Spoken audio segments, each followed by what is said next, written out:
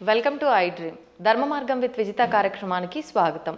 ప్రస్తుతం మనతో పాటు ఉన్నారు ఆధ్యాత్మిక గురువులు, ప్రణవ పీఠాధిపతులు, త్రిభాషా మహా సహస్ర అవధాని డాక్టర్ శ్రీ వద్దిపర్తి పద్మాకర్ గారు. ఇప్పుడు గురుగారితో మాట్లాడి మరిన్ని విషయాలు తెలుసుకుందాం. మనకున్న సందేహాలన్నింటినీ కూడా నివృత్తి చేసుకునే ప్రయత్నం చేద్దాం. నమస్కారం గురుగారు. గురుగారు, ఈ మధ్య కాలంలో ఎక్కువగా ఆడవాళ్ళు లలితా సహస్రనామ పారాయణం అనేది చేస్తూ ఉన్నారు. అంటే అది ఆలయంలో కూర్చొని చేసినా సరే, ఇళ్లలో అయినా సరే, ఒక నలుగురు అంతా ఒక దగ్గర కూర్చొని పారాయణం అనేది చేయడం ఎక్కువగా చూస్తూ ఉన్నాం. అయితే ముందు నుంచి లలితా సహస్రనామ పారాయణము ఇదంతా కూడా వైశిష్ట్యం ఉన్నప్పటికీ ఏదైనా ఒకరు మొదలు పెట్టారు అంటే దాని గురించి ఇంకెక్కువగా ఇప్పుడే కొత్తగా ఏదో ఉంది అనేటట్టుగా మాట్లాడుకుంటారు. అసలు ఏంటండి లలితా సహస్రనామ పారాయణం చేయవల్ల కలిగే ఫలితాలు ఏంటి?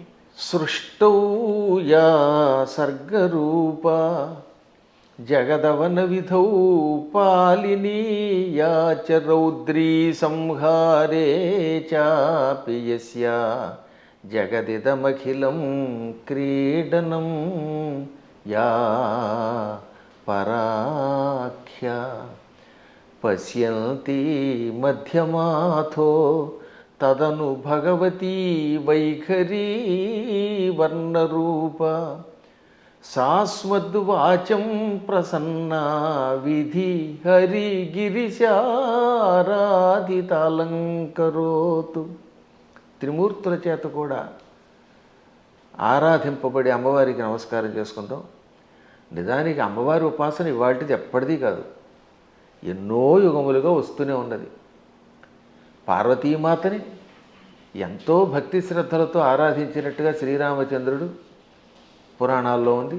రామాయణంలో కూడా విశ్వామిత్రుడితోటి ప్రయాణం చేస్తున్న రామలక్ష్మణులు దారిలో కుమారస్వామి కథ, గంగావతరణ కథ, పార్వతీ పరమేశ్వరుల కథ ఇవన్నీ శ్రద్ధగా విన్నారా లేదా? అప్పుడు కూడా రామచంద్రుడు పార్వతీదేవిని ఎంతో భక్తితో మనస్సులో ఉపాసించిన వాడే. కాకపోతే ఈ కలియుగంలో ఉన్న మానవుల లక్ష్యం ఏంటంటే, కొత్తగా ఒకళ్ళు పారాయణ చేస్తే అదే పారాయణ చేయటం వల్ల ఇదేదో కొత్తగా వచ్చింది అన్నట్టుగా దాన్ని ప్రచారం చేస్తున్నారు. కానీ దానికి ఈ సమస్తోప కార్యక్రమాలు కూడా, ఈ ఉపాసనా కార్యక్రమాలన్నీ కూడా ఎప్పుడూ యుగయుగాలుగా ఉన్నాయి.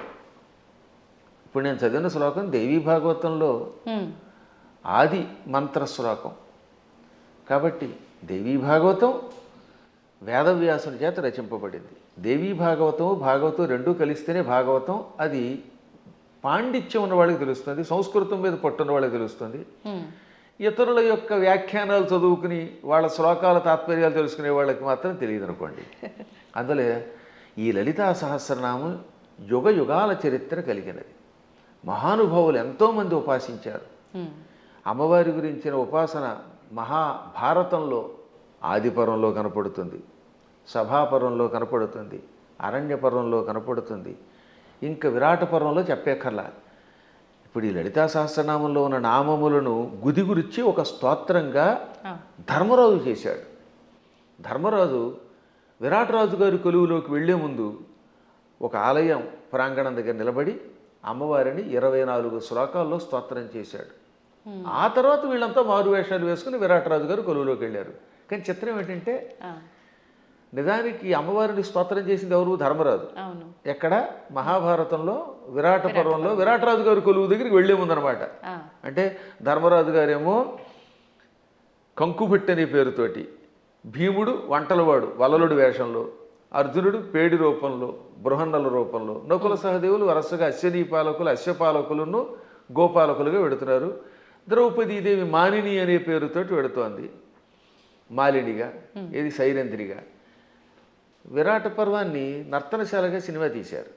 అందులో ఏం చేశారనమాట, ధర్మరాజు గారు అమ్మవారిని స్తోత్రం చేస్తే ద్రౌపది స్తోత్రం చేసినట్టుగా జననీ శివకామిని అని పాట పెట్టారు. నిజానికి జననీ శివకామిని అందంగా పీసుశీల్ గారు అద్భుతంగా పాడిన స్తోత్రం నిజానికి ఎవరు చేశారనమాట? అది ఆ స్తోత్రం ధర్మరాజు చేశాడు. కాబట్టి ధర్మరాజు కూడా అమ్మవారిని ఉపాసన చేశాడు. ఇక ఆ తరువాత మరికొద్దిసేపట్లో భగవద్గీత ప్రారంభం అవుతుందనగా అర్జునుడు అమ్మవారిని 14 శ్లోకాల్లో స్తోత్రం చేశాడు. నమస్తే సిద్ధశానాని ఆర్యే మందరవాసిని కుమారి కాళి కాపాలి కపిలే కృష్ణ పింగళే భద్రకాళి నమస్తుభ్యం మహాకాళి నమోస్తుతే చండి చండి నమస్తుభ్యం తారిణి వరవర్ణిని అంటూ 14 శ్లోకములతో అమ్మవారిని స్తోత్రం చేశాడు. ఆ స్తోత్రాల్లో ఉన్న నామాలన్నీ లలితా సహస్రనామంలోవే. వాటిని ఇంకొక రకంగా గుదిగుచ్చి ఈయన స్తోత్రం చేశాడు. కాబట్టి వీళ్ళు అమ్మవారిని ఉపాసించారు. కాబట్టి అమ్మవారిని ఉపాసించటం అర్జునుడు చేశాడు కృష్ణుడి సలహా మీద, ధర్మరాజు గారు చేశారు. ఇంకా ఆశ్చర్యం, మనందరం ఎంతో ప్రామాణికంగా భావించే భాగవతం ఉందా? అవునండి. ఈ భాగవతంలో ద్వారకా నగరంలో శ్రీకృష్ణ పరమాత్ముడు సత్యభామాదేవి యొక్క తండ్రి సత్రాజిత్ అభాండం వేస్తే అభాండం నుంచి బయటపడడం కోసం వెళ్ళాడు. ఏది? మణి కోసం, శమంతక మణి కోసం. ఆయన ఎప్పటికీ రాకపోతే 28 రోజులు రాలేదు ఆయన. ఆ లోపు అమ్మవారిని స్తోత్రం చేశారు, అమ్మవారిని పూజించారు. ఎవరు? ఆయన భార్య రుక్మిణీదేవి, పక్కనున్నటువంటి మహానుభావుడు దేవకి, వసుదేవులు అందరూ కూడా అమ్మవారిని పూజించారు. అప్పుడు అమ్మవారు ఏమంటుంది? బాలామణితో మణితో హేలాగతి వచ్చు వనరు హేక్షణుడనుచు అని అమ్మవారు పలికింది. తొందరలో శ్రీకృష్ణ పరమాత్ముడు భామామణితో వస్తాడు. అక్కడ భామామణి అంటే జాంబవతి, జాంబవతిని తీసుకొస్తాడు, మణితో వస్తాడు, జాంబవంతుడిని జయిస్తాడు, ఆయనకి కీర్తి వస్తుంది అని అమ్మవారు పలికింది. కాబట్టి సాక్షాత్తు శ్రీకృష్ణ పరమాత్ముడు అంతటి వాడు పునఃస్థాపన చేసిన ద్వారకా నగరానికి అధిష్టాన దేవత అంబిక. అంబిక అనే పేరుతో ఉన్నది. ఈ భాగవతంలో ఉన్నది, ఇంకెవరో పద్మాకర్ గారు రాసింది కాదు. కాబట్టి అమ్మవారి ఉపాసన ఎంత ప్రాచీనం ఆలోచించండి. అలా ప్రాచీన కాలం నుంచి అందరూ అమ్మవారిని ఉపాసిస్తున్నారు. శక్తిని ఉపాసించకుండా ఎవడుంటాడు? ఇప్పుడు వెర్రి పెరిగిపోయి కొట్టుకోవడాలు పెరిగిపోయాయి. కాబట్టి అమ్మ లలితా సహస్రనామాలు, ఈ అమ్మవారి ఉపాసన యుగయుగాల చరిత్ర కలిగినది. అందులో ఇప్పుడు ఏంటంటే కలియుగంలో శక్తి కల్పం అవటం వల్ల ఎక్కువ పెరుగుతుందట. దీనివల్ల ఎక్కువ లాభం కూడా ఉన్నది. ఇప్పుడు మేము ఉన్నాం, నిత్యం చేసేది భాగవత సప్తాహం. నాకు కృష్ణ పరమాత్ముడు ఎంతో, అమ్మవారి ఉపాసన చేసే ఉపాసనేమో అమ్మవారిది, కానీ మానసికంగా లోపల కనబడేది కృష్ణుడు. అర్చన అభిషేకం చేసేది శివుణ్ణి. కాబట్టి శివుడైనా కృష్ణుడైనా అమ్మైనా ఉన్నది ఒకే చైతన్య స్వరూపం. ఆ జ్ఞానం కలిగిన వాడు, వాడి స్థాయి వేరు. జ్ఞానం లేనప్పుడు రూపాలతో మాత్రమే కొట్టుకునే అజ్ఞానుల స్థాయి వేరు. అందుకే లలితా సహస్రనామం వీటికి అతీతమైన చైతన్య స్వరూపం అది. గురుగారు, ఇప్పుడు మీరు అన్నారు అమ్మవారైనా కృష్ణుడైనా శివుడైనా అంతా ఒకటే శక్తి స్వరూపము, మూర్ఖులు అని చెప్పి. ఈ మధ్య కాలంలోనే నాకు జరిగిన ఒక ఎక్స్పీరియన్స్, నేను ఎక్కువగా శివుణ్ణి ఆరాధిస్తూ ఉంటా. ఎందుకు అనవసరంగా నువ్వు శివుణ్ణి ఆరాధిస్తున్నావు, అమ్మవారిని పట్టుకో, శివుణ్ణి ఆరాధిస్తే ఏం ఫలితం లేదు, వాడు పిచ్చోడు ఇంకా ఎక్కువ ఇబ్బందులు పెడతాడు అని చెప్పి అన్నారు. దానికి నేను ఏం సమాధానం చెప్పాలంటారు? నేను ఎలా నిర్ణయం తీసుకోవాలంటారు? అవతల మూర్ఖులు అయితే వాళ్ళకి ఏం సమాధానం చెప్పద్దు, మన పని మనం చేసేద్దాం. కొంచెం జ్ఞాని అయితే అజ్ఞానంతో కాకుండా కొంత జ్ఞానం కలిగితే వాడికి సమాధానం చెప్పచ్చు. అందుకే భర్తృహరి సుభాషితాలు చాలా గొప్పవి. అజ్ఞ సుఖమారాధ్య. అజ్ఞ అంటే ఏమీ తెలియని వాడు ఉన్నాడు, మూర్ఖుడుగా. వాడు మూర్ఖుడు కాదు, ఏమీ తెలియని వాడు. ఏమీ తెలియని వాడికి బాగు చేయొచ్చట. అజ్ఞ అంటే ఏమీ తెలియని వాడు, సుఖం ఆరాధ్య బాగా చెప్పడానికి అర్హుడు. ఏమీ తెలియని వాడు కూర్చోబెట్టి చెప్పచ్చు. అంతే. సుఖతరం ఆరాధ్యతే విశేషజ్ఞ. బాగా చదువుకున్న పండితుడికి చెప్పచ్చు, ఏమీ తెలియని వాడికి చెప్పచ్చు, బాగా తెలిసిన వాడికి చెప్పచ్చు. జ్ఞానలవ దుర్విదగ్ధం బ్రహ్మాపి నరన్నరంజయతి. జ్ఞానలవ దుర్విదగ్ధుడు అంటే అర్థం ఏంటనమాట? తెలుసున్నది ఎంత, లవము అంటే కొంచెం, కొంచెం తెలుసు కానీ అన్నీ తెలుసు అని వాడికి అహంకారం. ఈ మధ్యన అలాంటి వాళ్ళు ఎక్కువైపోయారంట యూట్యూబ్లో. వాడికి ఏం తెలియదు, నాకు తెలుసు అని అహంకారం. అలాంటి మూర్ఖుణ్ణి బ్రహ్మాపి నరన్నరంజయతి. అటువంటి నరుణ్ణి బ్రహ్మ కూడా బాగు చేయలేట. వాడికి ఏం చెప్పలేడు, బ్రహ్మ వచ్చి చెప్పినా వెండవాడు. అందుకే కొంతమంది మూర్ఖులు చూసారా, నేను దేవుడు చెప్పినా చేయను, దేవుడు వచ్చి దిగొచ్చినా విన్నంటాడు. వీడి మొహానికి దేవుడు దిగి వస్తాడా? ఏ దేవుడే కదా, దెయ్యం కూడా దిగిరాదు. అంచేత అటువంటి వాళ్ళకి మనం చెప్పక్కర్లేదు, మన పని మనం చేయాలి. కానీ ఒక గొప్ప అద్భుతమైన శ్లోకం ఆది శంకరాచార్యుల వారు మనలాంటి వాళ్ళ కోసమని దేవి అపరాధ క్షమాపణ స్తోత్రంలో రాశారు. ఆ స్తోత్రం పేరేంటి? దేవి అపరాధ క్షమార్పణ స్తోత్రం. అమ్మా నన్ను క్షమించు అని చిట్ట చివరి చెప్పే స్తోత్రం. అద్భుతమైన స్తోత్రం అది. కొంతమంది వాళ్ళు అది కూడా ఆయన రాయలేదని పిచ్చివాదం చేసేవాళ్ళు ఉంటారు, వాళ్ళని మనం పక్కన పెట్టేద్దాం. కానీ చితాభస్మాలేపో గరళమశనం దిక్పటధర జటాధారి కంఠే భుజగపతిహారీ పశుపతి కపాలీ భూతేశో భజతి జగదీశైక పదవీం భవాని త్వత్పాణిగ్రహణ పరిపాటీ ఫలమిదం. భవాని అంటే ఓ పార్వతి, నీ భర్త శివుడి దగ్గర ఏముందమ్మో గొప్పతనం, ఇది ఎంత గొప్పగా ఉంటుంది ఈ స్తోత్రం చివరిదాకా వినాలి జాగ్రత్తగా. ఆయన చితాభస్మాలేప, ఎవడో శవాన్ని తీసుకెళ్ళి శ్మశానంలో కాల్చారు. ఆ కాల్చగా వచ్చిన బూడిని ఏమంటారు? చితాభస్మము. చితి మీద నుంచి వచ్చినటువంటి భస్మం. ఆ భస్మాన్ని ఆలేప, ఒంటికి పూసుకుంటున్నవాడు. మనం గంధం పూసుకుంటాం అంటే మా బొట్టి వాళ్ళం పూర్వం గంధం అరగ తీసుకు పూసుకునేవాళ్ళం. మీ బొట్టి వాళ్ళు ఈ మధ్యన పెర్ఫ్యూమ్స్ వచ్చాయి కదా, కిష్కం కిష్కం అనేది ఏదో కొట్టుకుంటాడు, మళ్ళీ అందులోంచి గాలి వస్తుంది, అందులోంచి వచ్చేది గాలేగా పొగేగా అని మళ్ళీ అడ్వర్టైజ్మెంట్లు. సరే ఏది ఏమైనా మొత్తం మీద సుగంధ ద్రవ్యాలు పూసుకుంటారు. ఆయన మాత్రం ఒంటికి ఏం చేస్తాడు? కాష్టంలో బూడిద పూసుకుంటాడు. పోని ఆహారం ఇడ్లీలో చపాతీలో బూరిలో గారెలో దద్దోజనో తిండు, గరళ వశనం, విషమే ఆహారంగా స్వీకరించాడు. ఇంకా మంచి బట్టలు కట్టుకుంటున్నాడా? కనీసం పద్మాకర్ గారైనా అంతో ఎంతో మంచి లాల్చీ వేశారు. కానీ ఆయన దిక్కులే వస్త్రం. దిక్కు అంటే తూర్పు మొదలుకు అన్ని దిక్కులు. పటము అంటే వస్త్రం. దిక్పటధర అంటే దిక్కులను వస్త్రముగా ధరించేవాడు. అదే దిగంబరుడు అంటే. దిక్కు అంబరహ దిగంబరహ. అంబరం అంటే వస్త్రం. దిక్కులు వస్త్రంగా ధరించేటంటే అర్థం ఏంటమ్మా? ఇప్పుడు ఉదాహరణకి ఈ గదే పద్మాకర్ గారికి బట్ట అంటే ఇంక వేరే వస్త్రం వేసుకోలేదు. అది దిక్కులు వస్త్రంగా ధరించేటంటే ఏ బట్టలు లేకుండా ఉన్నాడు. అక్కడికి అది అయిపోయింది. ఇక తర్వాత ఏమంటున్నాడైనా, జటాధారి, చక్కగా క్రాఫ్ దువ్వుకోడు, కర్లింగులు లేవు, కటింగులు లేవు, జడలు అట్టలు కట్టేసి ఉంటాయి. ఆ అట్టలు కట్టిన జడల్ని ధరిస్తున్నాడు. మెడలో బంగారపు గొలుసు ఒక్కటి కూడా లేదు. భుజగపతిహారి, బుస్సుమని మీదకు వచ్చే కాటురాజు గారిని మెడలో వేసుకున్నాడు ఆయన. పావుని గొలుసుగా వేసుకున్నాడు. పశుపతి, ఇంకా ఆయన ఎవరికి అధిపతి? పశువులకు అధిపతి. చేతిలో చూస్తే ఏ కంచమో ఆకో పుచ్చుకుని వాళ్ళంతా బఫేని పెడుతున్నారుగా, ఆయన స్వామివారు ఏం చేస్తారట? కపాలం ధరిస్తాడు. భిక్షాపాత్రగా చేతిలో పుర్రిని ధరించాడు, బ్రహ్మ కపాలాన్ని. భూతేశ, భూతాలకు అధిపతి. ఇవన్నీ అవలక్షణాలు పైకి కనపడ్డాం. కానీ ఇన్ని అవలక్షణాలున్నా జగదీశైక పదవీం భజతి అంటే సమస్త లోకాలకి ఈశ్వరుడు అవుతున్నాడు. జగదీశ్వరుడు అనగా సమస్త లోకాలకి అధిపతి, చక్రవర్తి. అన్ని లోకాలని పరిపాలించడానికి కావలసిన అర్హతలు వచ్చేసి ఆయనకి. లోకాలన్నిటినీ పరిపాలిస్తున్నాడు. కారణం ఏమిటో తెలుసా? భవాని త్వత్పాణిగ్రహణ పరిపాటి ఫలమిదం. నీ పాణిగ్రహణం చేశాడు, నీ చెయ్యి అందుకున్నాడు అంటే నిన్ను పెళ్లి చేసుకున్నాడు. అమ్మ ఆయనలో అన్ని అవలక్షణాలే, అయినా లోకాలను పరిపాలిస్తున్నాడు. కారణం నిన్ను పెళ్లి చేసుకోవడం. ఇదంతా నీ అనుగ్రహం. అంటే ఇందాక ఒక ఆవిడ చెప్పిందనోగా, ఏమని? అమ్మవారిని పూజిస్తే లాభం ఆయన దగ్గరే ఉంది అని. ఈ పై శ్లోకం యొక్క తాత్పర్యం ఇలా కనపడుతుంది. అంటే ఇందాక మీరు అన్నట్టు మిడిమిడిగా తెలుసుకొని మాట్లాడే మాట. ఇప్పుడు ఈ శ్లోకంలో ఉన్న అంతరార్థం తెలిస్తే మనకు ఆశ్చర్యం కలుగుతుంది. సామాన్యుడి భాషలో చెప్పాలంటే వాడికి పిచ్చెక్కుతుంది. ఇప్పుడు అమ్మవారిని పార్వతి అనలేదండి. పార్వతి అంటే పర్వతరాజు కూతురు, పుట్టింటి వారి పేరుతో పిలవాల. భవాని అన్నాడు ఆయన. భవాని అంటే అర్థం ఏంటి? భవస్య పత్ని భవాని అంటే శివుడి పెళ్ళామా. దాని అర్థం ఏంటి? మళ్ళీ అక్కడ ఏమంటున్నాడంటే ఆవిడ్ని ఓ శివుడి పెళ్ళామా అన్నాడు. మనకి ఏమనిపిస్తుంది? ఆవిడ పొగిడినట్టేం లేదు. మళ్ళీ వచ్చేసరికి నువ్వు ఎన్ని గొప్ప లక్షణాలు ఉన్నా, నీ వల్ల ఆయనకు గొప్పతనం వచ్చినా నువ్వు శివుడి పెళ్ళానివే.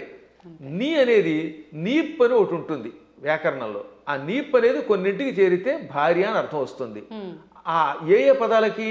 భవ దానికి నీపు చేరితే భవాని, మృడ నీపు చేరితే మృడాని, రుద్ర నీప్పు చేరితే రుద్రాణి, శర్వ శర్వాణి.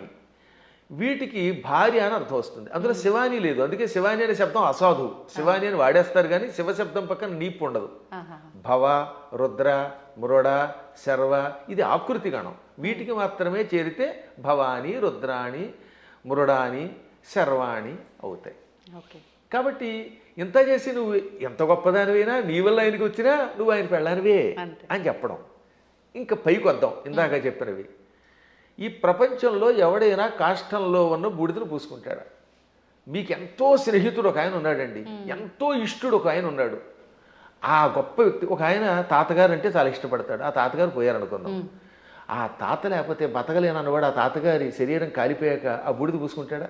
అస్సలు. ఒక్క శివుడు మాత్రమే తన భక్తులు తనను ఉపాసించాక వాడు నా భక్తుడు, వాడు నాకు ఎంతో ఇష్టుడు అని వాడు చావగానే వాడి శరీరాన్ని శ్మశానంలో కాలిస్తే రారా నాయనా అని వాడి బూడిదని ఒంటికి పూసుకుంటున్నాడు.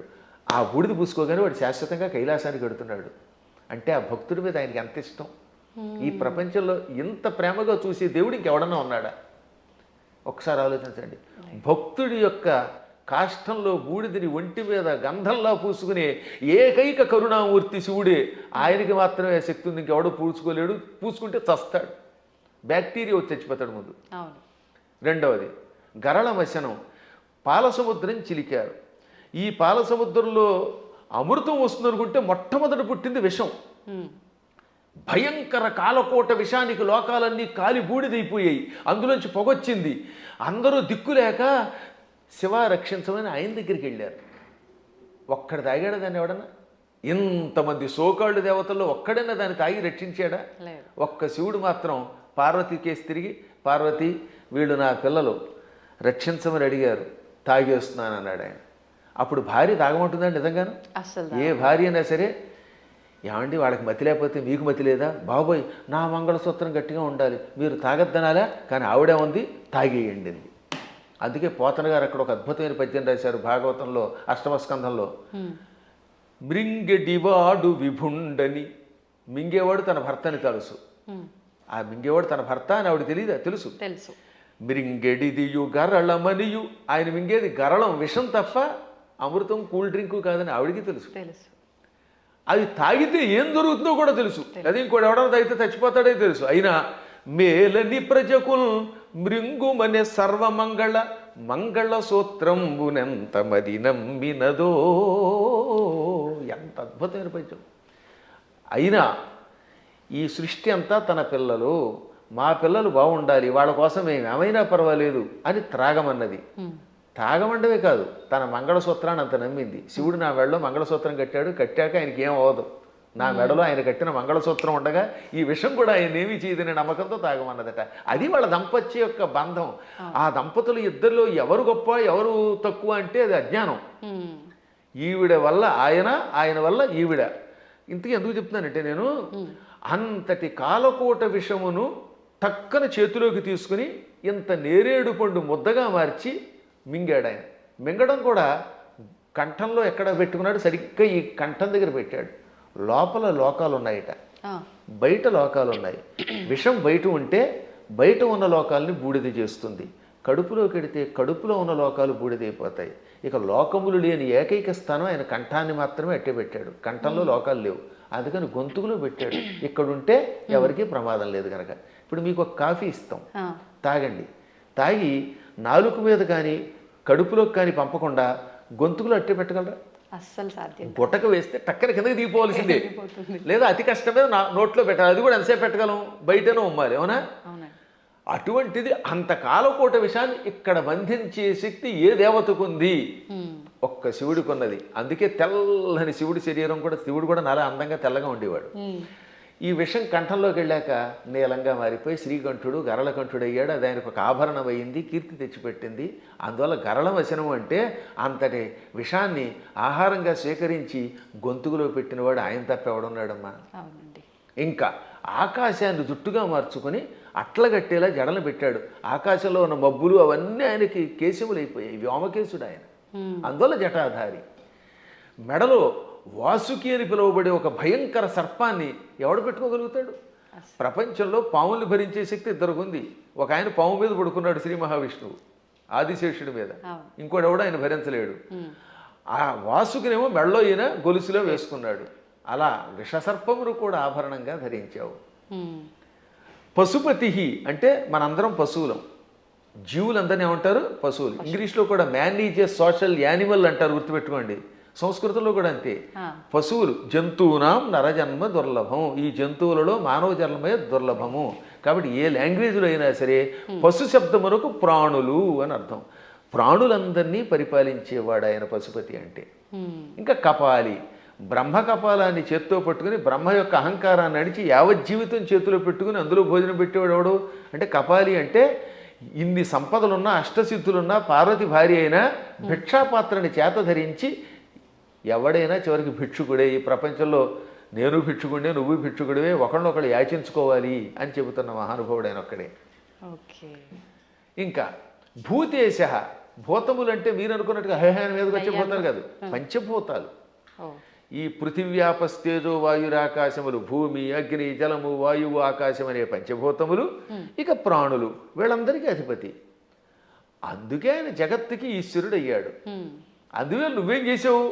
ఆయన గొప్పతనం గ్రహించి ఆయన కోసం తపస్సు చేసి ఆయనే భర్త అవ్వాలని దగ్గరికి వెళ్ళి పార్వతి అని పేరున్నదానివి భవాని అయిపోయావు, ఆయన భార్యవై. అందుకే ఇప్పటికి కూడా ఇంగ్లీష్ వాళ్ళు మన సంస్కృత సంప్రదాయాల్లో కొన్ని పాటిస్తున్నారు. ఉదాహరణకి పద్మాకర్ గారి భార్య ఉంది, ఆవిడ ఏమన్నా మిసెస్ పద్మాకర్ అంటారా లేదా? అంటారు. రంగవేణి గారిని పిలవకుండా అంటే భవానీలాగా. పార్వతి కాస్త ఆయన భార్య అయ్యాక మిసెస్ శివ అయ్యింది, ఆ మాట భవానీ అన్నాం అంతే టెక్నిక్గా. అంటే ఎంత గొప్ప శక్తి! శివుడి భార్యని అనిపించుకోవడానికి ఇష్టపడుతోంది కానీ నేను పార్వతిని ఫలానా వాళ్ళ పుట్టింటి వారి సంబంధమైందని అనిపించుకోవడానికి ఆవిడ ఇష్టపడటం లేదు. ఈ లక్షణాలు ఆయనలో గొప్పవి కాబట్టే ఆయనని నువ్వు వరించావు, నీ వల్ల ఆయన పార్వతీ వల్లభుడయ్యాడు. ఈ విధంగా మీ ఇద్దరు గొప్పవారే.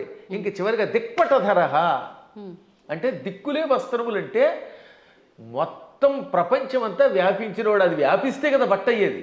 మీరు ఆలోచించండి, తూర్పు, పడమర, ఉత్తరం, దక్షిణం, ఆగ్నేయం, నైరుతి, ఈ వాయువ్యం, ఈశాన్యం అని పిలువబడే దిక్కులు పైన కింద ఉన్నవి మనకు బట్ట అవ్వాలంటే మనం అంత శరీరం కలిగిన వాళ్ళు అయ్యి ఉండాలి. ఇప్పుడు నాకు ఈ గది బట్ట అవ్వాలంటే నేను గది అంతా నిండిపోవాలి, అప్పుడే ఈ గదిని నేను బట్టగా ధరించగలను. అవునా? అందువల్ల సర్వవ్యాపకుడు అని అర్థం. అటువంటి వాళ్ళ యొక్క గొప్పతనాన్ని గ్రహించలేక శివుడిని పూజిస్తే కష్టం వస్తాయి, పార్వతిని పూజించని, లేక పార్వతిని పూజించకు శివుడిని పూజించని, లేక ఈ ఇద్దరిని పూజించి విష్ణువుని పూజించగని, విష్ణువుని పూజించి వీళ్ళని పూజించకు అన్నాడంటే వాడు అజ్ఞాని, ఏ విధమైన ఉపాసనా బలం లేనివాడు. అందువల్ల వీటికి అతీతంగా సర్వవ్యాపకుడైన శివుడు ఆయన ఏకో దేవ, ఏకో దేవ కేశవో వా శివో వా, ఒకడే దేవుడు. నువ్వు శివుడను, కేశవుడను, పార్వతి అను, లేక లక్ష్మి అను, సరస్వతి అను, కుమారస్వామి అను, విఘ్నేశ్వరుడను, ఇన్ని రూపములతో కనపడుతున్న పరమాత్మ ఒక్కడే. గురుగారు, అంటే మాలాంటి జ్ఞానం లేని వాళ్ళము ఇలాంటి పిచ్చి ప్రశ్నలు వేయటంలో అర్థం ఉంది, వాదించడంలో అర్థం ఉంది.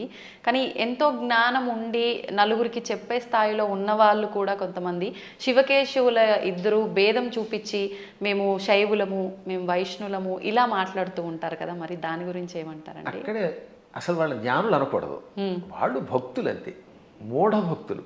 వాళ్ళు భక్తులే. మూఢభక్తి ఏం చేస్తుందో తెలుసా? ఆ రూపాన్ని తప్ప ఇంకోటి ఇష్టపడకుండా చేస్తుంది. మూఢభక్తి వల్ల కూడా ఎప్పుడో ఒకప్పుడు పరమాత్మ దగ్గరికి కడతారు అనుకోండి, అందులో సందేహం లేదు. జ్ఞానభక్తి కలిగిన వాడు అలా ఎందుకంటాడు? జ్ఞానంతో ఉన్నవాడు వాడు ఏ రూపం చూస్తే ఆ రూపంలోనే ఇంకోటి వస్తాడు. మహానుభావులైన ఋషుల్ని నేను చూశాను కదా, వశిష్ఠుడు ఉన్నాడు, రాముడిలో శివుని చూడగలిగాడు, శివుడిలో రాముడిని చూడగలిగాడు. కైలాసాల్లో వైకుంఠం చూడగలిగాడు, వైకుంఠంలో కైలాసాన్ని చూడగలిగాడు. అమ్మవారి దగ్గరికి వెళ్ళారు. దుర్వాసుడు అన్ని లోకాలకి వెళ్ళాడు, విశ్వామిత్రుడు అలా అన్నీ చూడగలిగాడు. వాళ్ళు జ్ఞానులు. ఇంకా మూఢభక్తులు అంటే ఏమిటనమాట? నేను ఆ రూపమును తప్ప ఇంక దేన్ని చూడండి అంటాడు ఆయన. ఆ ఆశ్చర్యం ఏమిటంటే తులసీదాసు గారు తన ఆత్మచరిత్ర రాసుకున్నాడు. ఆయన బృందావనం వచ్చాడు, అక్కడ కృష్ణుడు కనపడగానే కళ్ళు మూసుకున్నట్ట. ఏమి నాయనా నన్ను చూడగానే కళ్ళు మూసుకున్నావు, నన్ను ఎందుకు చూడటం లేదంటే నేను రామభక్తుడిని, రాముడిని తప్పేవాడిని చూడన్నాడు. అప్పుడు ఆ కృష్ణుడు ఏమన్నాడు? రాముడైనా కృష్ణుడైనా నేనే కదా, నువ్వు భాగవతం చదివిన వాడివి, నేను ఎన్నో అవతారాలు ఎత్తానని నీకు తెలుసు కదా అంటే అన్నీ నాకు అనవసరం, నువ్వే అన్ని రూపాలు, నువ్వే మత్స్యకూర్మాది సమస్త అవతారాలు ధరించావు, అయినా నేను రాముడి తప్ప చూడను, నాకు ఆ కోదండం పుచ్చుకుని ఏకపత్నిరతుడిగా ఉన్న రాముడే కావాలి, కృష్ణుడు వద్దన్నాడు. అప్పుడు ఆయన నవ్వి రాముడిగా, ఇది కృష్ణ విగ్రహంలో ఉన్న స్వామివారు రాముడిగా దర్శనమిచ్చాక అప్పుడు నమస్కరించాడు. అప్పుడు ఆయన కనువిప్పి కలగజేసి, పిచ్చివాడా, పువ్వులు వేరైనా ఏ పువ్వుతో చేసినా పూజ ఒకటే కదా, అంతే అండి. ఎదురుగుండా నువ్వు ఒక విగ్రహం పెట్టుకున్నావు, ఒక్కోసారి గన్నేరు పువ్వులు, ఒక్కోసారి మందార పుష్పాలు, మరోసారి ఏమో సంపంగులు ఇలా దొరుకుతాయి. ఏ పుష్పంతో పూజ చేసినా పూజ ఒకటే, పువ్వులు వేరైనా పూజ ఒకటే. అలాగే మూర్తులు వేరైనా అందులో ఉన్న చైతన్యం ఒకటే. ఈ మాత్రం జ్ఞానం లేకపోతే నీకు ఎప్పటికీ మోక్షం వస్తుందనగా అప్పుడు పశ్చాత్తాపంతో ఆయన రాముడైనా కృష్ణుడైనా ఒకటే అని హిందీలో ఒక స్తోత్రం రాశాడు.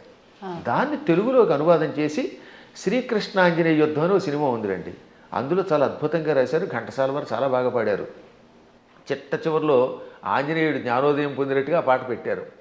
పూలు వేరైన పూజ ఒకటని నేటికి తెలిసెను ఓ దేవా, రాముడవైనా కృష్ణుడవైనా ఆదిదేవుడవు నీవేనయ్యా, రాముడవైనా కృష్ణుడవైనా ఆదిదేవుడవు నీవేనయ్యా, హరే రామ హరే కృష్ణ హరే రామ హరే కృష్ణ హరే రామ హరే కృష్ణ. అందుకని మన వాళ్ళు హరే రామ హరే కృష్ణ అన్నారు. పరమాత్ముడు ఒకటే. కానీ మూఢత్వం ఉన్నంత వరకు, పూర్వజన్మ యోగం ఒకటి ఉన్నంత వరకు సచ్చిన ఈ సత్యాన్ని వాడు అంగీకరించలేదు. కర్మ. ఏ నదుల్లో కూడా రండి, అదే గంగాజలం, గంగ ఓ చోట, ఇంకో చోట కృష్ణ, ఓ చోట గోదావరి, మొత్తం మీద నీరే. కొంచెం భేదాలు ఉంటాయి. ఎందుకనంటే ఆ ప్రాంతాన్ని బట్టి, మూలికలు బట్టి. గంగ గంగే, ఇంకో దక్షిణ గంగ గంగే. కానీ వీటిలో ఎన్ని కొలుస్తున్నాయి? మనం కూడా అలాగే మూర్తులలో ఉన్నప్పుడు ఆ భేదాలను బట్టి ఒక్కొక్క రూపంలో ఒక్కొక్క పని చేస్తాడు. కానీ చిట్ట చివరికి వచ్చేసరికి అన్నీ ఒకటే. కృష్ణుడు చెప్పాడా లేదా? చిట్ట చివరికి నేనే అన్నాడు ఆయన. భగవద్గీతలో విభూతి యోగంలో ఎవరెవరిలో ఏ విభూతి ఉందో అది నేనని చెప్పాడు ఆయన. యద్యద్విభూతివత్సర్వం తత్తదూర్జితమేవవా. ఎవరెవరిలో ఏ శక్తులున్నాయో నావే అని చెప్పడానికి వరుసగా చెప్పుకొచ్చాడు అనమాట. మృగాణాంచ మృగేంద్రోహం, జంతువులలో సింహాన్ని నేను, మృగాలలో సింహాన్ని నేను. వైనతేయశ్చ పక్షిణాం, పక్షులలో గరుత్మంతుణ్ణి నేను. ప్రహ్లాదశ్చాపి దైత్యానాం, రాక్షసులలో ప్రహ్లాదుణ్ణి నేను. అలా కవులలో ఉసినసుణ్ణి అంటే శుక్రాచార్యుణ్ణి నేను. బుద్ధిమంతులలో బృహస్పతిని నేను. చివరికి బృహస్పతి శుక్రుడు కూడా ఆయనే. అలాగే శంకరశ్చాపి రుద్రాణం, ఏకాదశి రుద్రుల్లో శంకరుణ్ణి నేను. అర్థమైందా? చివరికి శివుడు కూడా నేనే. ఆ విధంగా సమస్తం నేనే. కాబట్టి ఆయన కానిదంటూ ఏమీ లేదు. గురుగారు, భగవంతుడు ఇప్పుడు ఇన్ని రూపాల్లో ఉన్నాడు. శివుడైనా విష్ణువైనా భేదమే లేదు. కానీ విష్ణుమూర్తి అవతారాలలోనే, కొన్ని అవతారాలలో, దశావతారాలలో రాముడు కృష్ణుడు కూడా ఆయన అవతారమే. కానీ వాళ్ళు దేవుళ్ళు కాదు, మానవులు. వాళ్ళు దేవుళ్ళు అనకూడదు, ధర్మానికి ప్రతిరూపాలుగా మనం భావించాలి అని అంటూ ఉంటారు. దాన్ని ఎలా తీసుకోవచ్చు అంటారు? ఇది ఒక పెద్ద సమస్య అని చెప్పాను కదా. ఈ పెద్ద ఎవడికి వాడు మేధావి అయిపోవడం వల్ల వచ్చిన ఇబ్బంది. భగవంతుడు శ్రీ మహావిష్ణువు 22 అవతారాలు ఎత్తాడు. ఎన్ని? 22. ఈ 22లో 21 అవతారాలు అంశ అవతారాలు అంటారు. ఒక్క అవతారం పరిపూర్ణ అవతారం. సనక సనందనాదులు, వృషభావతారము, కపిలావతారము, పరశురామావతారము, వేదవ్యాసావతారము, ఇవన్నీ అంశ అవతారాలు. వాటిలో ఈ మత్స్యావతారం, కూర్మావతారం, వరాహావతారం, నరసింహావతారం, రామావతారం, ఇది పరశురామావతారం, ఇవన్నీ కూడా. ఒక్క కృష్ణుడు మాత్రం సంపూర్ణ అవతారం. కాబట్టి అందరూ అనుకున్నట్టుగా 10 కాదు అవతారాలు. భాగవతంలో ప్రారంభంలోనే ఉంటుంది, ప్రథమ స్కంధంలో 22 అవతారాలు చెబుతూ అందులో 21 అవతారాల్ని ఏతే చాంస కళా పుంస ఏతే చ అంశ కళా పుంస కృష్ణస్తు భగవాన్ స్వయం. 21 అవతారాలు అంశావతారాలు, అంశ కళలు. ఒక్క కృష్ణుడు మాత్రం పరిపూర్ణ అవతారం. అందుకే కృష్ణస్తు భగవాన్ స్వయం. ఒక్క రామావతారంలో నేను మానవుణ్ణి అని ఆయన అనకపోతే రావణుడిని చంపలేడు. ఎందుకని మానవుడి చేతిలో వాడు చస్తాడు కనుక.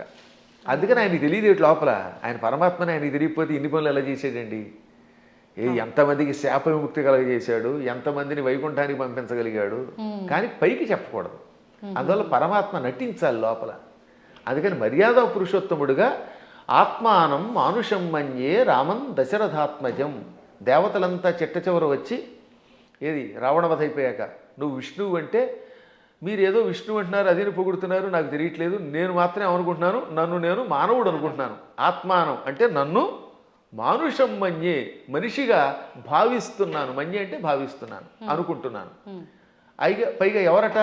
రామం దశరథాత్మజం, దశరథుడు కొడుకేని రాముడు అనుకుంటున్నాను. మీరు ఎవరో అంటున్నారంటే అప్పుడు శివుడు వచ్చామన్నాడు. అక్కడ భలే చెప్తాడండి వాల్మీకి. షడర్థ నయన శ్రీమాన్ అన్నారు శివుణ్ణి. ఏమన్నారు? షడర్థ నయన. అసలు ఇటువంటి పదాలు వాల్మీకి తప్ప ఎవరు రాయలేరు, కవులు కాబట్టి బాగా రాస్తారు. నయనః అంటే కళ్ళు కలిగినవాడు. షట్ అంటే అన్ని 6. అందులో అర్ధ అంటే అంత సగం. షడర్ధనైన అంటే 6లో సగం 3 కళ్ళు కలిగిన బట్ట త్రినేత్రుడ. ఎంత త్రినేత్రుడు అనడానికి ఎంత చమత్కారం చేయాలి, బలి పెడతాడు కదా. అదే కవుల యొక్క చమత్కారం. అందువల్ల కవుల చమత్కారం తెలియక రామాయణం అర్థం కాక ఏదో పిచ్చివాగుడు అవుతారు. కానీ షడర్ధనైన అండంలో అర్థం ఏంటో తెలుసా? 6ని 3గా చేశాడు, 6 శత్రువుల్ని 3గా చేశాడు. ఆ 3ంటిని సూర్యచంద్రులు అగ్నిగా మార్చి కళ్ళుగా పెట్టుకున్నాడు. వీటిల్లో సూర్యుడు స్వయం ప్రకాశకుడు, చంద్రుడు సూర్యుడు యొక్క కాంతి సేకరించి చల్లదనం ఇస్తాడు. ఈ 3 ఆయన దేన్నైనా భస్మం చేస్తాడు. అంటే కామక్రోధ లోభమోహ మదమాత్సర్యాలనే శత్రువుల్ని 3 ముద్దలు చేసి ఈ 3 ముద్దల్ని కూడా ప్రజలకి త్రిగుణముల రూపంలో ఇచ్చి త్రిగుణములతో కూడిన ప్రజల్ని త్రిగుణాతీతుల్ని చెయ్యగలిగే శ్రీమాన్ సంపదలు కలిగిన వాడు శివుడు. అసలు శివుడి యొక్క వైభవాన్ని, దాని గురించి ఇప్పుడు మీకు ధర్మ సందేహాల్లో కాబట్టి క్లుప్తంగా చెబుతున్నాను. కానీ దీనికి ఎంతో వ్యాఖ్య చేయొచ్చు.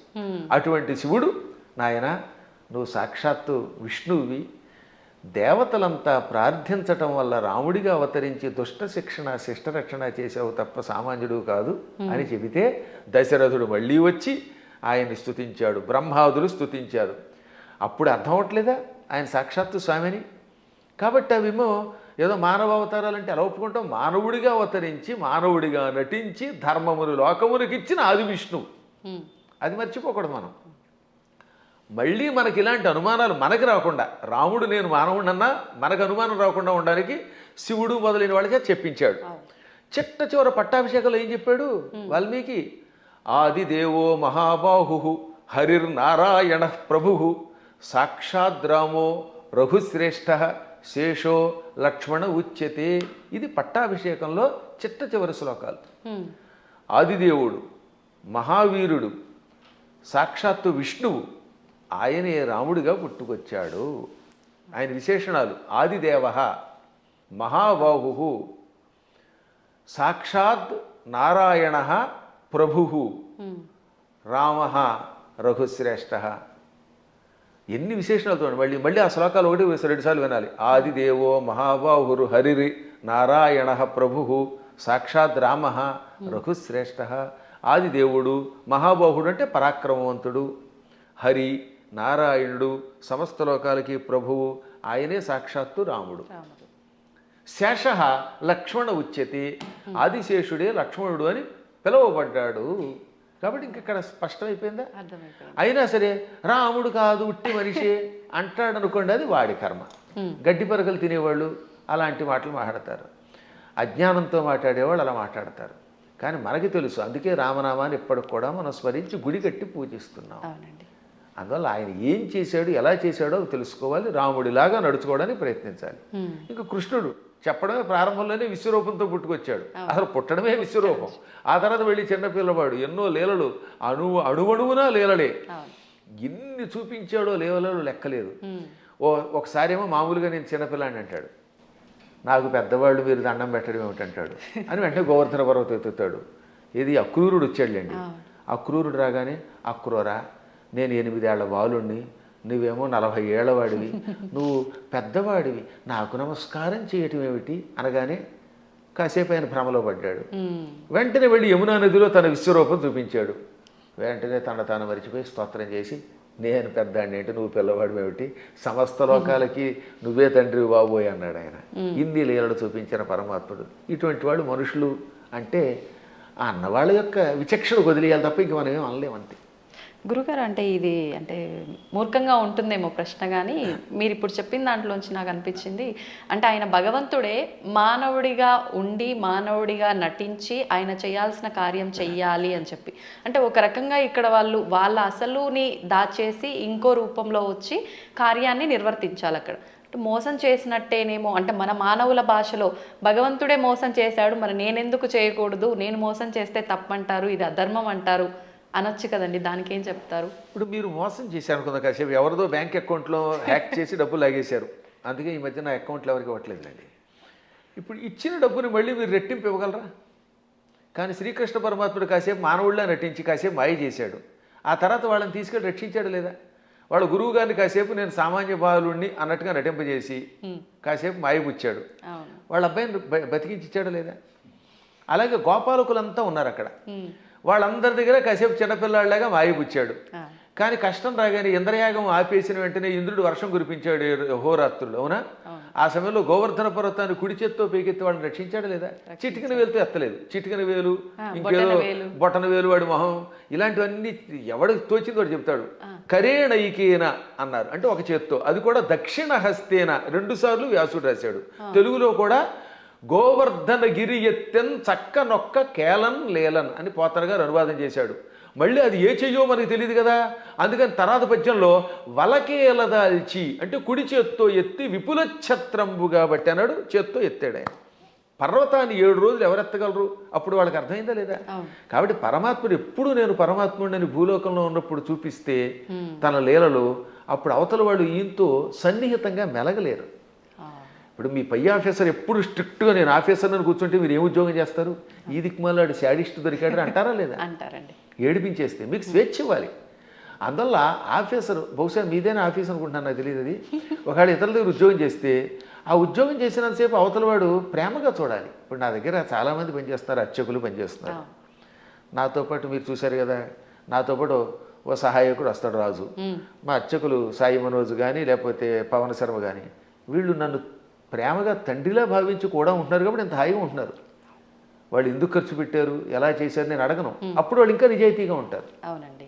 ఇంట్లో వంటకి మాకు చిన్నప్పుడు ఒక ఆయన ఉండేవాడు, ఒక హౌస్లో ఉండేవాళ్ళండి. ఆయన కోటీశ్వరుడు, బంగారపు అధిపతి. వంట ఆవిడకి వేరుశనగ గుళ్ళు ఇచ్చి ఎన్ని గుళ్ళు ఖర్చు పెట్టేవారు వాడు. ఆయన ఎన్ని గ్రాములు కాదు, 100 గింజలు ఇచ్చి ఈ పూటకి 10 గింజలు, రేపు మళ్ళీ పోపులో 10 గింజలు, 10 మినప గింజలు, 10 శనగ గింజలు ఉన్నారు. అయ్యో మీ అదృష్టం వల్ల మీకు మంచివాళ్ళు దొరుకుతున్నారమ్మా, నా బొట్టి వాళ్ళు మహానుభావులు దొరుకుతారు కాబట్టి మీకు తెలియట్లేదు. కానీ బయట ఇలాంటి పిసినగొట్లే ఎక్కువ మంది ఉన్నారు. కాబట్టి ఎందుకు చెప్తానంటే ఈ లెక్కలన్నీ అడిగితే ఆ వంట ఆవిడ ఇంట్లో పని చేయగలదా? అస్సలు చేయలేదు. ఆఫీసర్ల దగ్గర మనం ఉద్యోగం చేయగలమా? అందువల్ల ఏమవుతానమాట, వాళ్ళు బిగుసుకుపోయి స్ట్రిక్ట్గా ఉండి అనుక్షణం ఏడిపిస్తే మనం చేయలేము. అందుకని పరమాత్మ స్నేహితుడిగా, కొడుకుగా, కొన్ని చోట్ల తండ్రిగా, కొన్ని చోట్ల మిత్రుడిగా, కొంతమందికి భర్తగా, మరికొంతమందికి ఇంకో రకంగా, ఇన్ని రకాలుగా నటించి వాళ్ళల్లో ఒకడై సామాన్యుడిలో ఉన్నాడు. అది ప్రేమగా వాళ్ళతో నటించడం తప్ప మోసం చేయటం కాదు. అలా వాళ్ళతో ప్రేమగా ఉండి వాళ్ళ చేత సేవ చేయించుకుంటూ లేక తాను సేవ చేస్తూ కష్టాలు వచ్చినప్పుడు కష్టాలు తొలగించి కొందరికి మోక్షం ఇచ్చి కొందరికి సంపదించి కాపాడాడు. ఇప్పుడు కుచేలుడు ఉన్నాడు. కుచేలుడికి అడగకుండానే ఇక్కడ నుంచే ఇళ్ళు పంపాడు. స్థలం కొనలేదు, రిజిస్ట్రేషన్ లేదు, మున్సిపాలిటీ వాళ్ళకి ప్లాన్ అప్రూవల్కి పంపడం లేదు. కుచేలుడి దగ్గర గుప్పుడు అడుగులు తినగానే అక్కడ ఆయన ఇంట్లో, కుచేలుడి యొక్క నగరాన్ని ఇప్పుడు పోరుబందర్ అంటారు, గాంధీ గారి కుటుంబానికి దగ్గరలోనే ఉంటుంది అది, ఆ ఆలయం ఎప్పటికి కూడా. అది కుచేలుడిల్లు. 7 అంతస్తుల బిల్డింగ్ ఇచ్చేసాడు. అలా ఇవ్వగలిగితే అప్పుడు మనం చెయ్యాలి. అందువల్ల మనం మోసం చెయ్యడం ఎలాగా అనేది కథల్లో నేర్చుకుంటున్నాం, కానీ ప్రేమ చూపించడం, మహిమలు చూపించడం నేర్చుకోవట్లేదు. కాబట్టి శ్రీకృష్ణ పరమాత్ముడు చేసినట్టుగా మనం ఎక్కడ చేయగలుగుతాం? 16,000 మంది రాజకన్యకల్ని నరకాసురుడు జైల్లో పెట్టి హింసించి మానభంగం చేసి ఏడిపించాడు. పాపం దిక్కు లేకుండా అయిపోయారు. ఆ నరకాసురుడిని చంపాడు. చంపగానే ఆ చెరసాల్లో ఉన్న వాళ్ళంతా బయటకు వచ్చారు. ఇంటికి వెడితే మమ్మల్ని ఆదరించేవాళ్ళు లేరు. కొంతమందిని భర్తల్ని చంపి పట్టుకొచ్చాడు, తల్లిదండ్రులు చంపి కొంతమందిని పట్టుకొచ్చాడు. ఇలా రకరకాలుగా తీసుకొచ్చాడు, అత్యాచారం చేశాడు. ఇప్పుడు ఇంటికి వెడితే ఎవరు ఆదరిస్తారు? భర్తలా రానివ్వరు, తల్లిదండ్రులు ఉన్నారో లేదో తెలియదు, మాకు గౌరవం ఉండదు సంఘంలో. అందుకని మమ్మల్ని రక్షించమని మనస్సులో కోరుకుంటే ఈ 16,000 మందిని ఒకేసారి 16,000 మంటపాలు కట్టించి, 16,000 పెళ్లి మంటపాలు, వేదికలు కట్టించి 16,000 మంది మెడలో ఒకేసారి 16,000 రూపములతో మంగళసూత్రం కట్టి పెళ్లి చేసుకున్నాడు. ఇలా చేయమని అడుగుతున్నావు. నువ్వు కృష్ణుడిలాగా 16,000 మందిని పెళ్లి చేసుకుంటానంటే 16,000 మందికి ఒకేసారి తాళి కట్టగలవా? ఇన్ని మంటపాలు ఒకేసారి ఏర్పాటు చేయగలవా? అందరి ఇళ్లలో ఉండగలవా? వాళ్ళందరినీ ఇలా గౌరవంతో కాపాడగలవా? చేయలేవు నీ మొహం. అందువల్ల కృష్ణుడితో పోల్చుకోవాలంటే నీ లెవెల్ అలా ఉండాలి. ఇంకొక విషయం చెప్పాలి ఇక్కడ.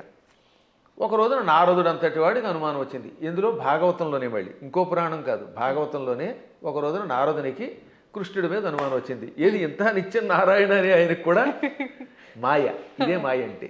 ఇప్పుడు మీరు నా ఎదురుగుండా కూర్చున్నా మీరు అప్పుడప్పుడు నన్ను కూడా సామాన్యుడని ఎలా మాయలో పడిపోతూ ఉంటారో అలాగా కృష్ణ పరమాత్ముడి నామస్మరణం చేసే నారదుడు కూడా కృష్ణుడిని సామాన్యుడు కదా, ఇంతమంది భార్యలతో ఎలా వేగుతున్నాడు, 16,108 మందితో ఎలా వేగుతున్నాడు పరిశీలించాలనిపించింది. ఇది మాయ అంటారు దీన్ని. అందుకని వెంటనే ముందు ఏం చేశాడు, రుక్మిణీ మాత ఇంటికి వెళ్ళాడు. రుక్మిణీదేవి ఇంట్లో ఇద్దరు రుక్మిణీదేవి గదిలో ఒక మంచం మీద కూర్చొని సరదాగా పాచికలు ఆడుకుంటున్నారు, జోదం ఆడుకుంటున్నారు. రావోయ్ నారద అన్నాడు ఆయన. ఓ నమస్కారం చేసి, ఇప్పుడు రుక్మిణి దగ్గర ఉన్నాడు కదా, ఇక్కడ నుంచి రెండో భార్య జాంబవతి దగ్గరికి వెడదాం. రెండో ఆవిడ జాంబవతి, 3 సత్యభామ.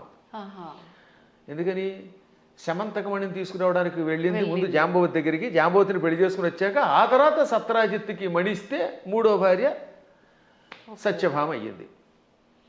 ఇప్పుడు ఏం చేశాడు, రెండో భార్య దగ్గరికి వెళ్ళాడు. అక్కడ కృష్ణుడు కనపడలేదు, జాంబవతి కనపడింది. అమ్మా జాంబవతి, ఈ కృష్ణుడు ఉన్నాడే ఆ రుక్మిణి దగ్గర అనేదో చెప్పబోతూ ఉంటే, ఏమిటి మహర్షి చెబుతున్నారు మా ఆవిడికి అని ఆవిడ పక్క నుంచి వచ్చేసాడు ఈయన. మా ఆయన ఇప్పటిదాకా నా పక్కనే ఉన్నాడు, నాకు జడేస్తున్నాడు, నువ్వేదో రుక్మిణి అంటున్నావు ఏమిటంది. అబ్బాయి లేదమ్మా, రుక్మిణి దగ్గరికి వెళ్లకుండా నీ దగ్గరికి వచ్చాడని చెప్పబోతున్నానని మాట మార్చి ఇక్కడి నుంచి సత్యభామ దగ్గరికి వెళ్ళాడు. అమ్మా సత్యభామ, నీకెన్ని కష్టాలు వచ్చాయి అనబోతూ ఉండగా, సత్యభామ ఏం కష్టాలు వచ్చాయి, మా ఆయన నాకు వంట చేసి పెడుతున్నాడు అంది. ఆ లోపల వంట చేసి పెడుతున్నాడు. ఇలా ఈయన రుక్మిణి, జాంబవతి, సత్యభామ, కాళింది, నాగ్నజితి, లక్షణ, సుదంత, భద్ర, ఈ 8 మంది పట్టమహిషులు, ఇంకా మిగిలిన 16,100 మంది, ఈ 8తో కలిసి 16,108. అందరి పేర్లు చెప్తాను, ఓ ఏడాది పడుతుంది మరి మీకు రాసుకోగలనండి వరసగా. వాళ్ళందరి పేర్లు నాకు తెలుసు, కంఠస్థం కూడా చేశాను. ఎవరికైనా ఓపిక ఉంటే ఓ ఎపిసోడ్ అంతా వాళ్ళ పేర్లు అలా చెప్పుకుంటూ వెళ్ళిపోతాను. ఒక్కొక్కళ్ళ పేర్లు 2 సుకేసిని, కేసిని, మంజస, సమంజస, పుంజస, ఇలా రకరకాల పేర్లు కొన్ని రిపీట్ అవుతూ ఉంటే కొద్ది తేడా ఉంటాయి. ఇంతమంది ఇళ్లల్లోనూ ఈయన ఈ నారదుడు వెళ్ళడం, ఒక ఇంట్లో పాలు పితుకుతూ, ఓ చోట పాయసం చేస్తూ, ఓ చోట కాళ్ళు ఒత్తుతూ, ఓ చోట ఏమో ఇంకోటి చేస్తూ, ఓ చోట ఏమో ఇల్లు తుడుస్తూ, ఓ చోట సరదాగా ఆవిడతో పాచికలు ఆడుతూ, ఓ చోట ఏమో ఇంకో బంతి ఆడుతూ, అన్ని చోట్ల కనబడ్డాడు. పిచ్చెక్కిపోయింది నారదునికి. అంతే కదా మరి. ఇది భాగవతంలో నారదుడు కృష్ణుని పరీక్షించుట అనే ఘట్టంతో రాశారు భాగవతంలో. అప్పుడు ఆయనకి జ్ఞానోదయమై, నేను నిరంతర హరినామస్మరణం చేసిన వాడిని, నారాయణుడు సర్వాంతర్యామని తెలుసు. అసలు విష్ణువు అనే శబ్దం మనకు అర్థం ఏమిటి, వ్యాపకశీలత్వాత్ విష్ణువు, అంతటా వ్యాపించి నిండి ఉన్నవాడు కనుక విష్ణువు అని పేరు. ఆయన భక్తుణ్ణి, ఆయన ఎక్కడున్నాడు అక్కడున్నాడా లేదా అని పరిశీలించడం ఏమిటి అని అజ్ఞానంలో పడ్డానని గ్రహించి వెంటనే కాళ్ళ మీద పడి స్తోత్రం చేస్తాడు. అంటే నారదునికే మాయ కలిగితే ఇక మనకి రావడంలో ఆశ్చర్యం ఉంది. కాబట్టి అన్ని చోట్ల ఉంటాడు ఆయన. ఆయన స్థాయిని మనతో పోల్చుకుని ఆయనలా ప్రవర్తిద్దామంటే, పులిని చూసి నక్క వాతలు ఎట్టుకుంటే వాతలు మిగులుతాయి, ఉన్న చర్మం పోతుంది, కానీ పులి మచ్చలు రావు. గురుగారు, ఇప్పుడు మీరు చెప్పిన దాన్ని బట్టి కృష్ణుడు ఆయన భార్యలతో ఉన్నది ఒక ఉదాహరణగా మాకు అర్థమవడం కోసం చెప్పినా అది వినటానికి అయితే చాలా బాగుంది. ప్రస్తుత రోజుల్లో నిజంగా భార్యాభర్తల బంధం అలా లేదని చెప్పాలి. అంటే అందరూ అని కాదు, కొంతమంది ఒక మిత్రుల్లా ఉండాలి అంటే సమయానికి తగ్గట్టుగా ఇద్దరు భార్యాభర్తలు అన్యోన్యంగా అలా ఉండాలి, కానీ అలా ఉండట్లేదు. ఎందుకని అంటారు? ఇప్పుడున్న కారణం ఏంటి చెప్పమంటానమ్మా, అసలు సగం సినిమాలే పాడి చేస్తున్నాయి, కొంత ఇప్పుడు సినిమాలు, మరికొంత మనుష్యులలో ఆర్థిక స్వాతంత్రం వచ్చేసింది. పిల్లల్ని చిన్నప్పటి నుంచి గారంగా పెంచడం తల్లిదండ్రులు చేస్తారు, సందేహాలు అక్కడ పెంచాలి. కానీ అదే సమయంలో భార్యాభర్తల బంధం ఒకరితో ఒకరు ఎంత జాగ్రత్తగా ఉండాలి, క్షణికోద్రేకాలతో కోపాలు తెచ్చుకొని తిట్టుకోకూడదనేది చిన్నప్పటి నుంచి చెప్పట్లేదు కదా.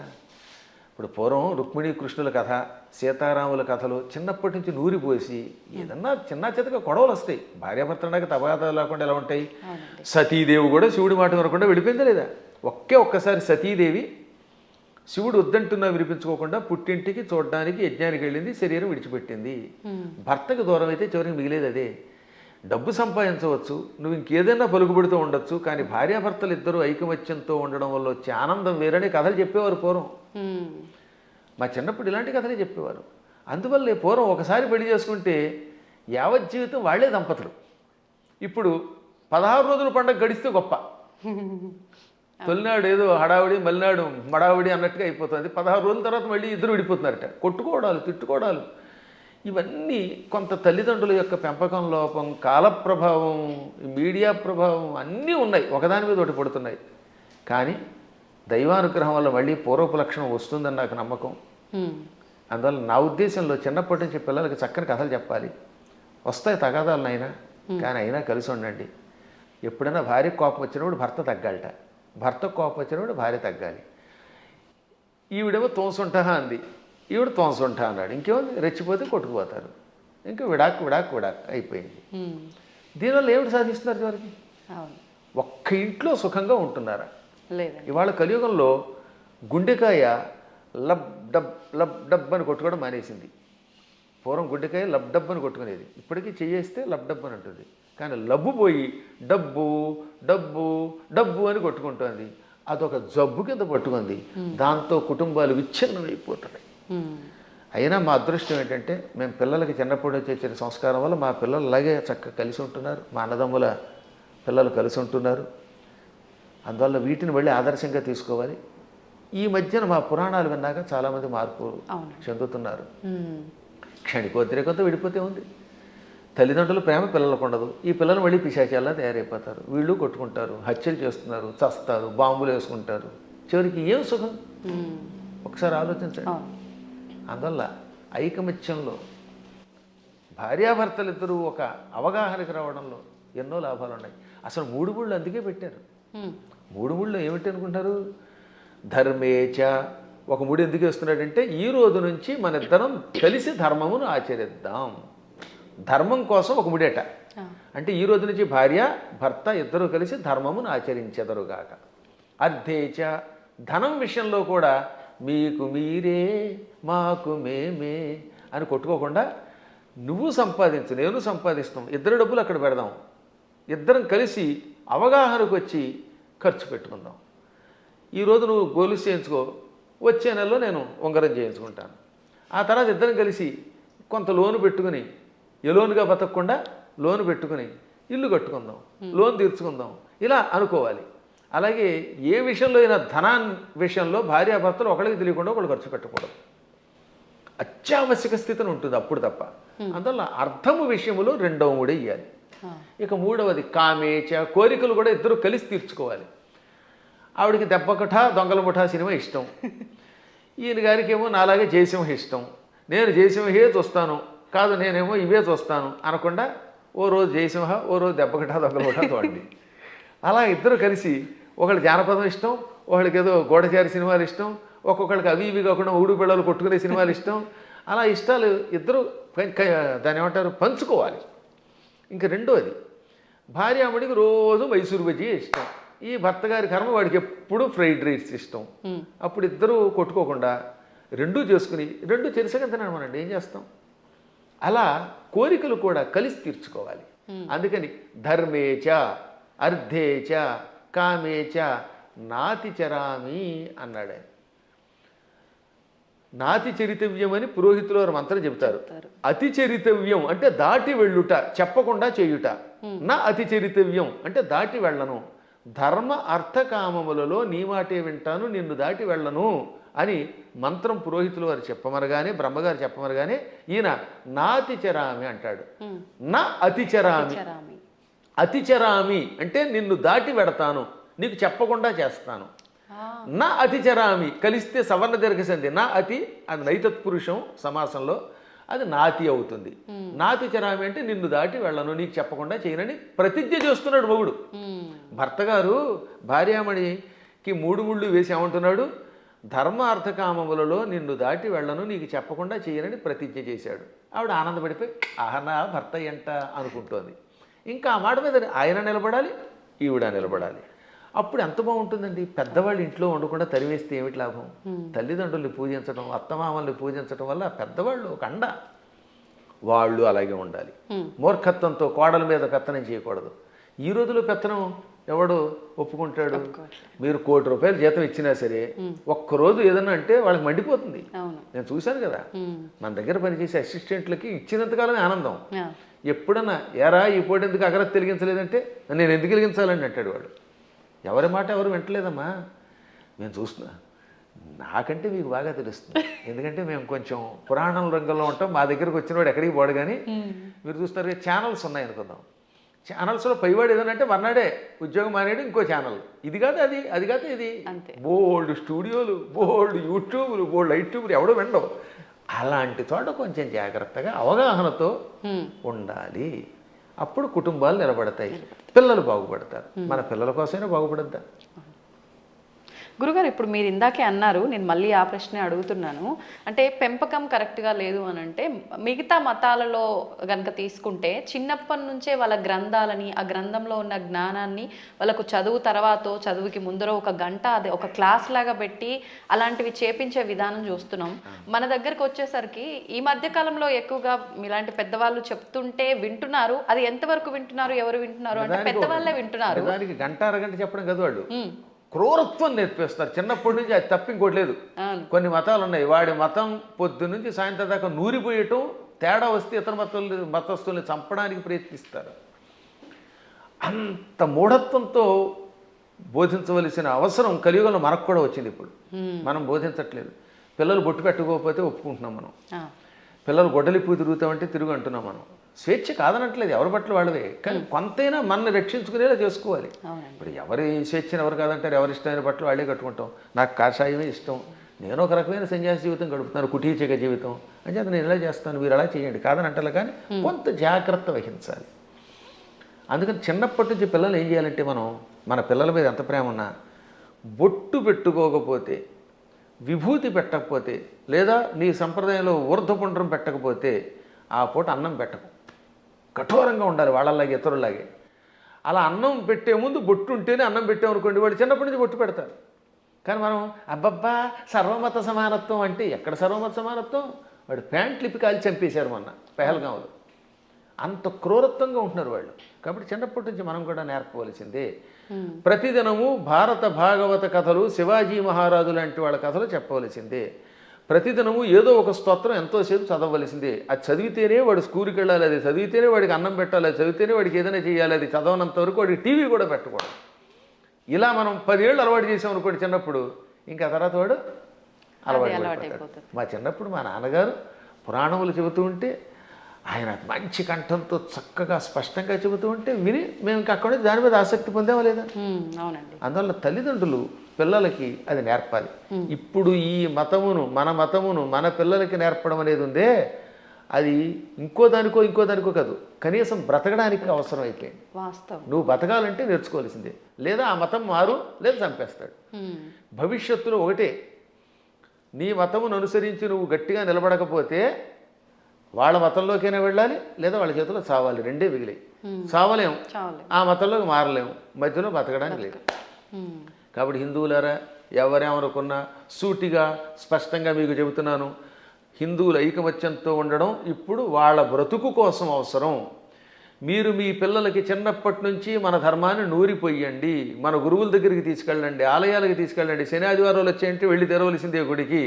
మీ పిల్లలకి బొట్టు పెట్టుకోకపోతే, రామ అనకపోతే, కృష్ణ అనకపోతే, శివ అనకపోతే అన్నం పెట్టకండి.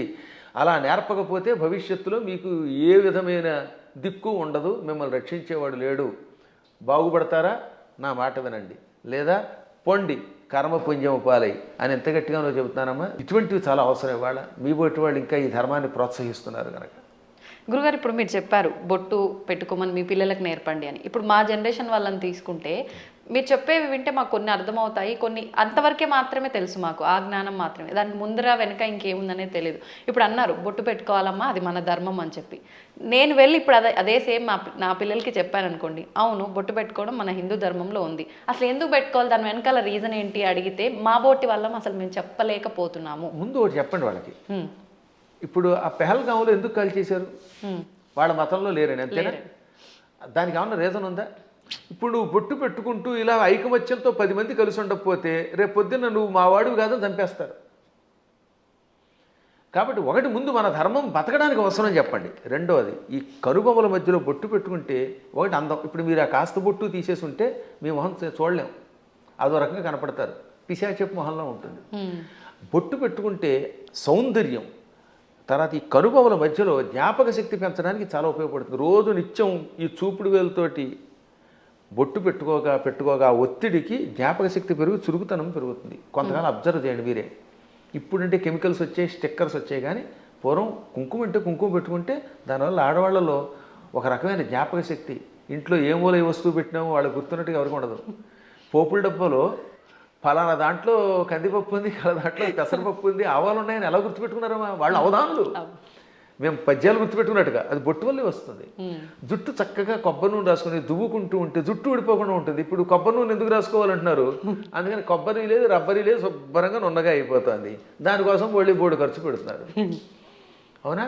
కాబట్టి పేలు పట్టకుండా ఆరోగ్యంగా ఉండదు, తలనొప్పి తగ్గుతుంది. ఇప్పుడు మీకు తలనొప్పులు ఎక్కువ ఎందుకు వస్తున్నాయి అంటే కేవలం నూనె రాసుకోకపోవటం, వారానికి ఒకసారి కుంకుడుకాయలతో తలంటుకుపోవడం వల్ల హెడ్ఏకులు వచ్చి దానికోసం మందులు వాడి, ఈ మందుల వల్ల ఇంకో రోగం వచ్చి మోకాలు నొప్పి వచ్చి, మోచేయి నొప్పి వచ్చి గట్టిగా నడవలేరు, కూర్చోలేరు. అందుకని లిఫ్ట్లు పెట్టవలసి వస్తుంది. మేము పైకి కిందకి 4 అంతస్తులు రోజుకి 8 సార్లు దిగుతున్నాను. నేను ఇంతవరకు లిఫ్ట్ ఎక్కలేదు తెలుసా? ఇప్పుడు మీరు పైకి వచ్చిన ఈ భవనంలో నేను ఇంతవరకు లిఫ్ట్ ఎక్కలేదు ఒక్కనాడు కూడా. నేను ఒకడికి లిఫ్ట్ ఇవ్వాలి కానీ నాకు ఒకటి లిఫ్ట్ ఇవ్వడం ఏమిటి యంత్రం? అందువల్ల నేను నడిచి వస్తున్నాను. అది కారణం ఏంటంటే తలంటుకోవటం, కొబ్బరి నూనె రాసుకోవటం, ఒంటికి అప్పుడప్పుడు తైలమర్దనం చేసుకుని శుభ్రంగా అభ్యంగన స్నానం చేయటం, బొట్టు పెట్టుకోవడం, ఈ సంప్రదాయాలు ఆరోగ్యాన్ని ఇస్తాయి. మన సంప్రదాయాలన్నీ ఆరోగ్య సూత్రాలే.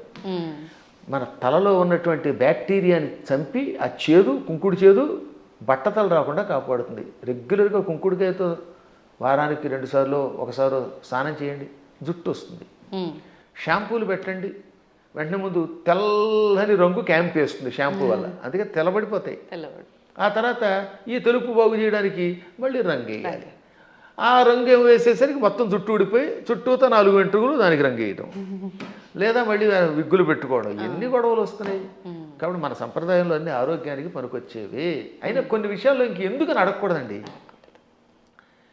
నేను ఎందుకు పుట్టానంటే ఏం చెబుతావు? మనం పుట్టామా లేదా? ఆ పుట్టడానికి మన కారణం మన చేతిలో లేదు. అది మన కర్మ ఏది ఉందో మనకు తెలియదు. కాబట్టి నువ్వు ఎందుకు పుట్టావు, నువ్వు ఎందుకు అన్నం తింటావు? అన్నం తిన్నంతకాలం, నువ్వు పుట్టినంతకాలం, నువ్వు పరిగెడుతున్నంతకాలం నువ్వు ఒట్టెట్టుకోవాల్సిందే. కొన్నింటికి ఇంకా లేదు, నువ్వు లాగి ఒట్టించుకోవటమే. దెబ్బ కనపడుతుందా? దేవుడు ఎక్కడున్నాడో చూపించమని అడిగట్టు వెనకడికి. లింగ పురాణంలో ఒక నాస్తికుడు వచ్చి దేవుడు లేడు, ఉంటే చూపించన్నట్ట. వెంటనే గురువుగారు లాగి గోపే తోటి కొట్టాడు. బాబోయ్ అన్నాడు. ఏం బాబోయ్ ఎందుకు అన్నావు అంటే బాధ అన్నాడు. ఏది బాధ చూపించన్నాడు. లాగి గోపే కొడితే బాధ కలిగింది అన్నాడు. బాధ ఏది చూపించంటే బాధ ఎలా చూపిస్తామండి, లోపల ఉంటుందన్నట్ట. అలాగే దేవుడు కూడా అంతటా ఉన్నాడురా. ఈ బాధలో, ఆనందంలో, వెలుతురులో, జలంలో ఉన్నది ఆ చైతన్యమే. అది లేకుండా పుట్టావు. లేకపోతే ఎముకల పోగు, ఆ ఎముకల పోగు మీద మళ్ళీ రకరకాల నరాలు, ఆ నరాలను అంటి పెట్టుకుని చీము, నెత్తురు, మాంసం, కండరాలు, మోకాళ్ళల్లో గుజ్జు, మా చేతుల్లో గుజ్జు, కళ్ళల్లో, గుడ్లల్లో చూపు, ఇవన్నీ పెట్టి పైన చర్మం పెట్టి ఓ సౌందర్యం ఇచ్చాడు ఈ శరీరానికి. ఒక్కసారి ఆశ్చర్యంగా ఉంటుంది మనకి. దీని కింద ఎన్ని నాడులు, మనం తిన్న అన్నం గిలకొట్టబడి జీర్ణమై రక్తంగా మారుతుందా, ఆ రక్తం వీటన్నిటికుండా ప్రవహిస్తున్నదా. అసలు ఎంత అద్భుతమైన యంత్రం. ఈ యంత్రాన్ని ఇంకెవడన్నా రీప్లేస్ చేయగలడా? మోకాళ్ళ చెప్పులు మారిస్తే ఒరిజినాలిటీ ఎక్కడ ఉంటుంది? వంగలేవు, కూర్చోలేవు. ఈ ముక్కు మారిస్తే దీంట్లో ఉన్న ఉండవు. ఇటువంటి శరీరం ఒక్కసారి స్తంభించిపోతే ఎందుకు పనికిరాకుండా అయిపోతే అది ఎందుకు పనికిరాకుండా కుళ్ళిపోతుంది. మళ్ళీ దీన్ని కుళ్ళిపోయి పాడైపోవడానికి వీలుగా లోపల బ్యాక్టీరియా పెట్టాడు. పురుగులు వచ్చి తగలబెట్టకపోతే, కాల్చకపోతే, ఈ శరీరం కొంతకాలం అలా మూలండిపోతే లోపల కొత్త పురుగులు పుట్టి దీన్ని తినేసి మళ్ళీ అవి నాశనం అయిపోతాయి. శుద్ధి చేసి వెళ్ళిపోతున్నది. అటువంటి ఈ అస్థిపంజరాన్ని, దీని మీద ఇన్ని రకాలైన విశేషాలని పెట్టి సృష్టి కొంతకాలం నడిపిస్తూ మళ్ళీ వీడు వెళ్ళిపోయాక ఎక్కడికి వెళ్ళాడో తెలియకుండా చేసే అపూర్వమైన ఆ అద్భుత దివ్యశక్తే పరమాత్మ అంటే. కాబట్టి వాడు అంతటా ఉన్నాడు. పిల్లలకి పిడివాదం కాకుండా చిన్నప్పటి నుంచి కనుక నేర్పితే 8 ఏళ్ళు వచ్చాక మనం నేర్పలేము. బై బర్త్ చిన్నప్పటి నుంచి బొట్టు, బొట్టు, కట్టు, వాడికి స్తోత్రాలు నేర్పాలి. ఇప్పుడు నేను ఉదాహరణ చూస్తాను. మా మనవడు ఉన్నాడు, మా మనవరాలు ఉండేది. వాళ్ళు రామ అనకుండా అన్నం తినరు. వాళ్ళ అమ్మ నాన్న అలా పెంచుతున్నారు. శివాజీ మహారాజుకి జై అంటాడు మా మనవడు వచ్చి కత్తి తీసి. ఆ శివాజీ కథలు నేర్పారు. ఆ రకంగా చిన్నప్పటి నుంచి నేర్పితే ఖచ్చితంగా ఈ మార్గంలో వస్తారు. నేర్పినారని దరిద్రులు కొంతమంది ఉంటారు, కొంతమంది క్రూరులు. ఆ కమ్యూనిస్టులు మనమేం బాగు చేయలేము. వాళ్ళు నికృష్టులు, వాళ్ళ పక్కన వదిలేద్దాం, అది వాళ్ళ కర్మ. కానీ ముందు మన ప్రయత్నం మనం చేయాలి. గురుగారు, ఇప్పుడు మీరు ఇందాక అన్నట్టుగా పిసినారి కానివ్వండి, ఇలాంటి మూర్ఖులు నాస్తికులు కానివ్వండి, ఇదంతా అంటే వాళ్ళ కర్మను బట్టే వచ్చారు అనుకోవచ్చా? మరి లేదు అంటే ఇప్పుడు మీరు చెప్పినట్టుగా పెంపక లోపము అలా కూడా అనుకోవచ్చా? దీనిలో చాలా పనిచేస్తాయి. పెంపకంలో కొంత లోపం, వాళ్ళ పూర్వకర్మలు కొన్ని, చుట్టుపక్కల వాతావరణం కొన్ని, పరిస్థితులు కొన్ని, ఇవన్నీ కర్మల యొక్క ఫలితాలు. అందుకే కొంతవరకు మనం మన ప్రభావంతో మార్చొచ్చండి. చెప్ప కొంత మారుతారు, అంతా మారదు. కానీ అలాగే కొన్ని చూడగా ఎప్పటికో కొంతమంది మారుతారు. కొన్ని పుట్టుకతో వచ్చే దరిద్ర లక్షణాలు ఉంటాయి, అవి చచ్చేదాకా మారవు. అందుకే వాటిని ఏమంటారు?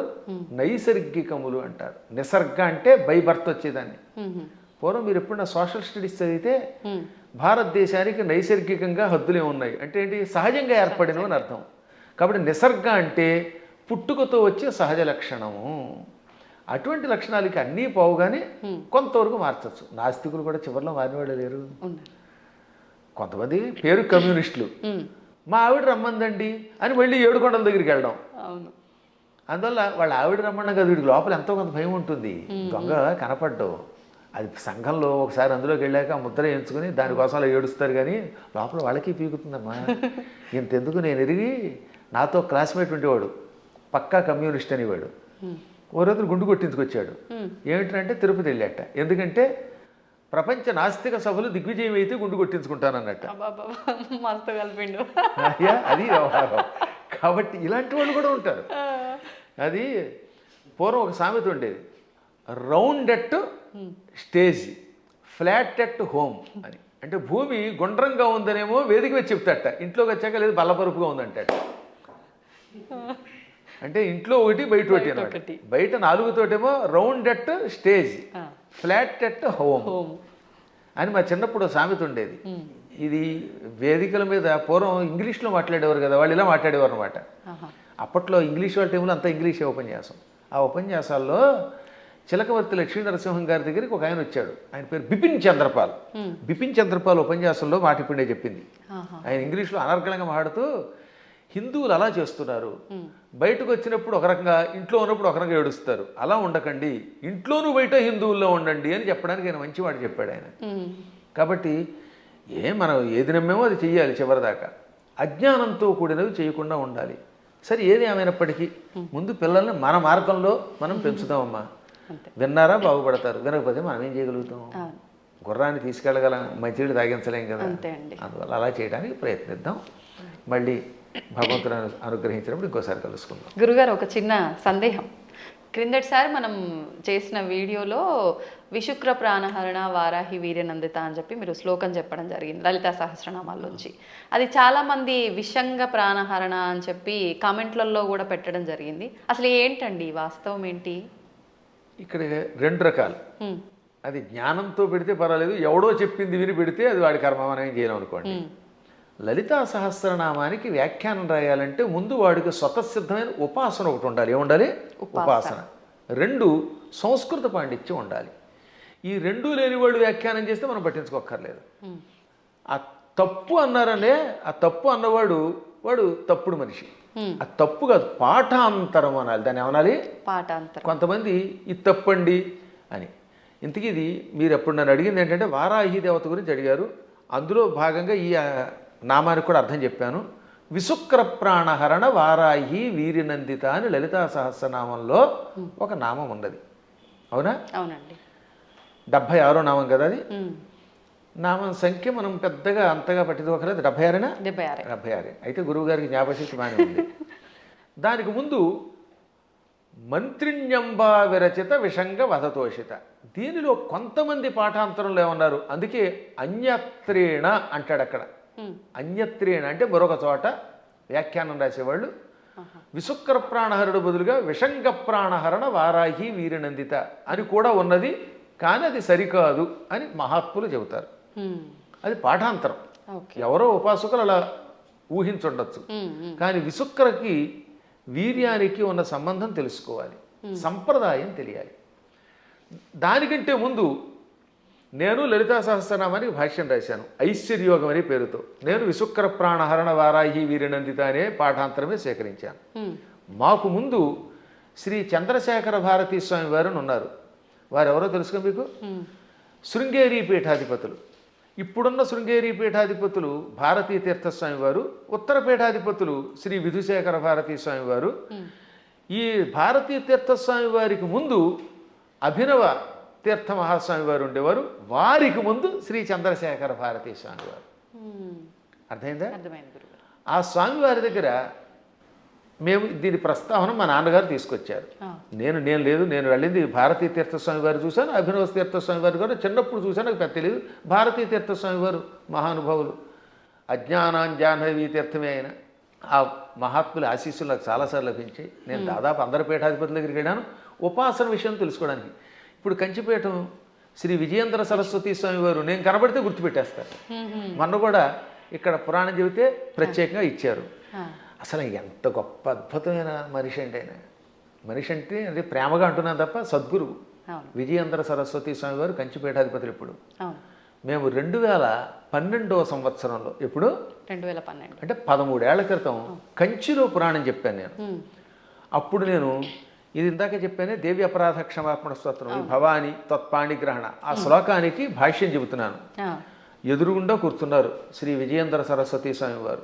అప్పటికింకా జయేంద్ర సరస్వతుల వారు కూడా ఉన్నారు.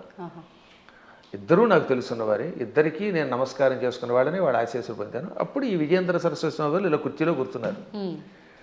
బ్రహ్మానంద భరితులు విని అయ్యాక పీఠానికి పిలిచి ఘన సన్మానం చేశారు.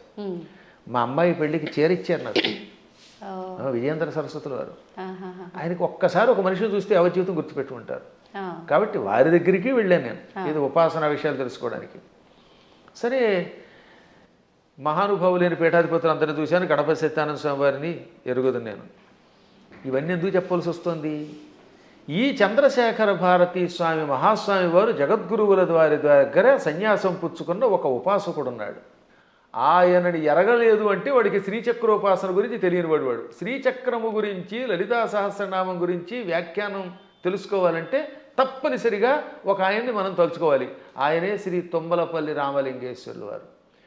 అటువంటి శ్రీచక్రోపాసకులు, అటువంటి సంస్కృత వ్యాకరణ పండితులు, అటువంటి మంత్రోపాసకులు చాలా అరుదు. చిన్నప్పుడే సన్యాసం పుచ్చుకున్న మహానుభావుడు ఆయన. మచిలీపట్నంలో ఉండేవారు ఒకప్పుడు ఆయన. ఆ తర్వాత శృంగేరి పీఠాధిపతుల దగ్గర సన్యాసం పుచ్చుకొని యావత్ ప్రపంచం పర్యటించిన మహానుభావుడు. ఎంత అద్భుతంగా రాశాడండి ఆయన. ఆ మహానుభావుడు కూడా బాలానందిని వ్యాఖ్య లాంటి వ్యాఖ్యలు రాశారు.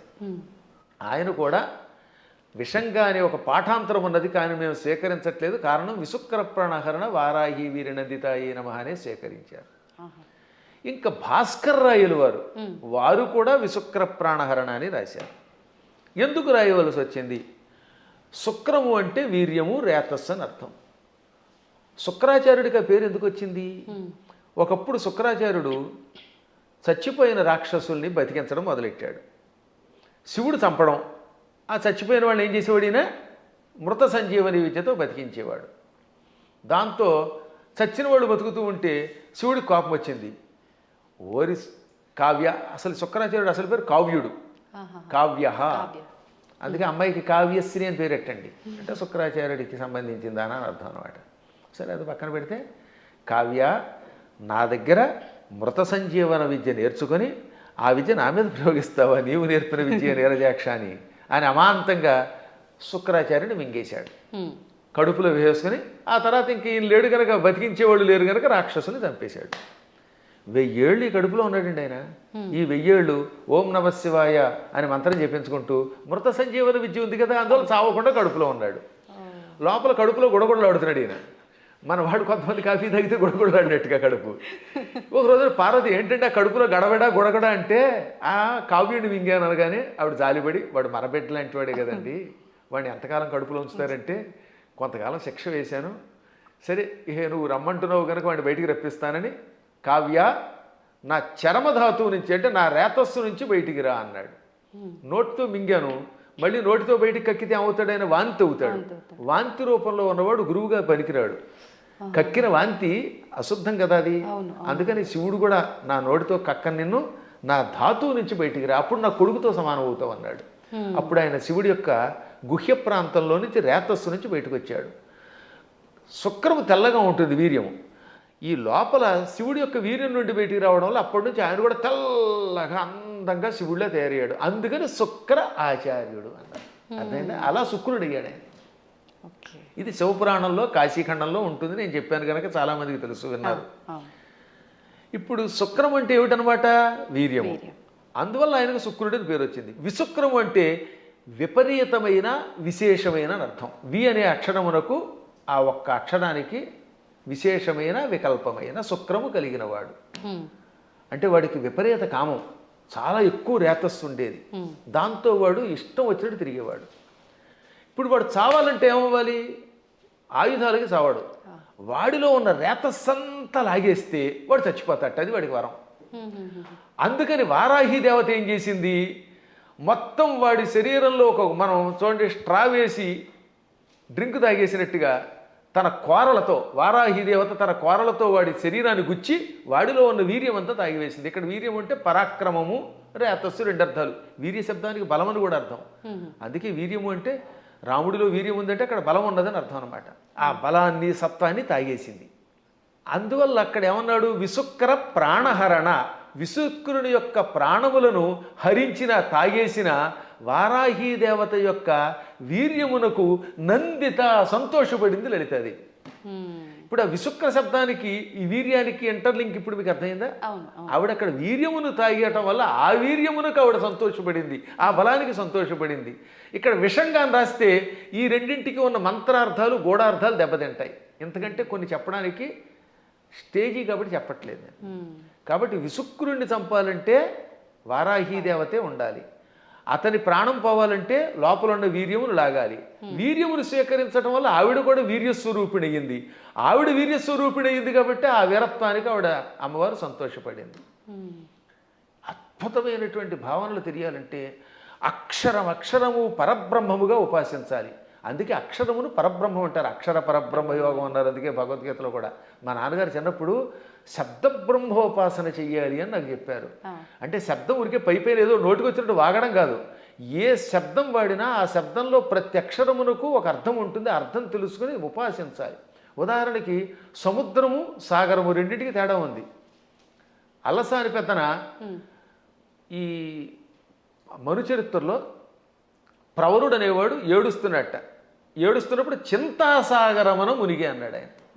చింతా సముద్రం అనలేదు, సాగరం అని ఎందుకు వాడాడు? సముద్రం అన్నా సాగరం అన్నా ఒకటే కదా, కానీ రెండింటికి ఎంత తేడా ఉందో తెలియాలి. సముద్రం సామాన్యమైనది, చిన్నది. ఒకప్పుడు సముద్రం చిన్నది. సగరుడని ఒక ఆయన ఉన్నాడు, ఆయనకు 60,000 మంది కొడుకులు. ఈ 60,000 మంది భూమిని తెగతవ్వారు, గొయ్యిని చేసేశారు. ఆ గొయ్యిలోకి సగరుడి యొక్క మునిమనుముడు భగీరథుడు గంగను తెచ్చాడు. ఆ గంగ అందులో పడింది. దాంతో చిన్నగా ఉన్న సముద్రం ఈ సగరు పుత్రుల వల్ల తవ్వబడి ఆ సగరుని యొక్క మునిమనువుడు తెచ్చిన గంగతో పెద్దదయ్యి విశాలమైపోయింది. ఇవాళ చూస్తున్నంత పెద్దదయ్యింది. చిన్నదిగా ఉన్నప్పుడు సముద్రం, విశాలమైపోతే ఏమవుతుందన్నమాట? డెవలప్ చేయబడితే సాగరం. అందుకని అక్కడ అప్రాప్రియేట్ వర్డ్ ఏంటనమాట? దుఃఖం అలా పుట్టి సముద్రం ఎలా అయితే సాగరం అయ్యిందో అలా వ్యాప్తి చెందింది కనుక చింతాసాగరం అన్నాడు ఆయన. ఊరికే తోచిన పదం వాడేయకూడదు అక్కడ. మేము కావ్యాల్లో వాడేటప్పుడు అంత జాగ్రత్తగా వాడతాం. ఇవన్నీ తెలియాలంటే వాడికి ముందు శబ్ద బ్రహ్మ మీద పట్టుండాలి, వ్యాకరణం తెలియాలి, ఏ శబ్దానికి వ్యుత్పత్తి ఏమిటో తెలియాలి, పురాణములలో విశేషాలు తెలియాలి, ఉపాసనలో రహస్యం తెలియాలి, మంత్రశాస్త్రం మీద పట్టుండాలి, శ్రీచక్రంలో నవావరణములో ఏ ఆవరణంలో వారాహి దేవత ఉంటుందో తెలియాలి, వారాహి దేవతకి ఎన్ని కోరలు ఉన్నాయో తెలియాలి. తెలుసా? మళ్ళీ వారాహి దేవతకి ఎడమ వైపున 5 కోరలు, కుడివైపు 4 కోరలు, కుడివైపునేమో 5 కోరలు, ఎడమవైపు 4 కోరలు ఉంటాయి. 9 కోరలు ఉంటాయి లోపల.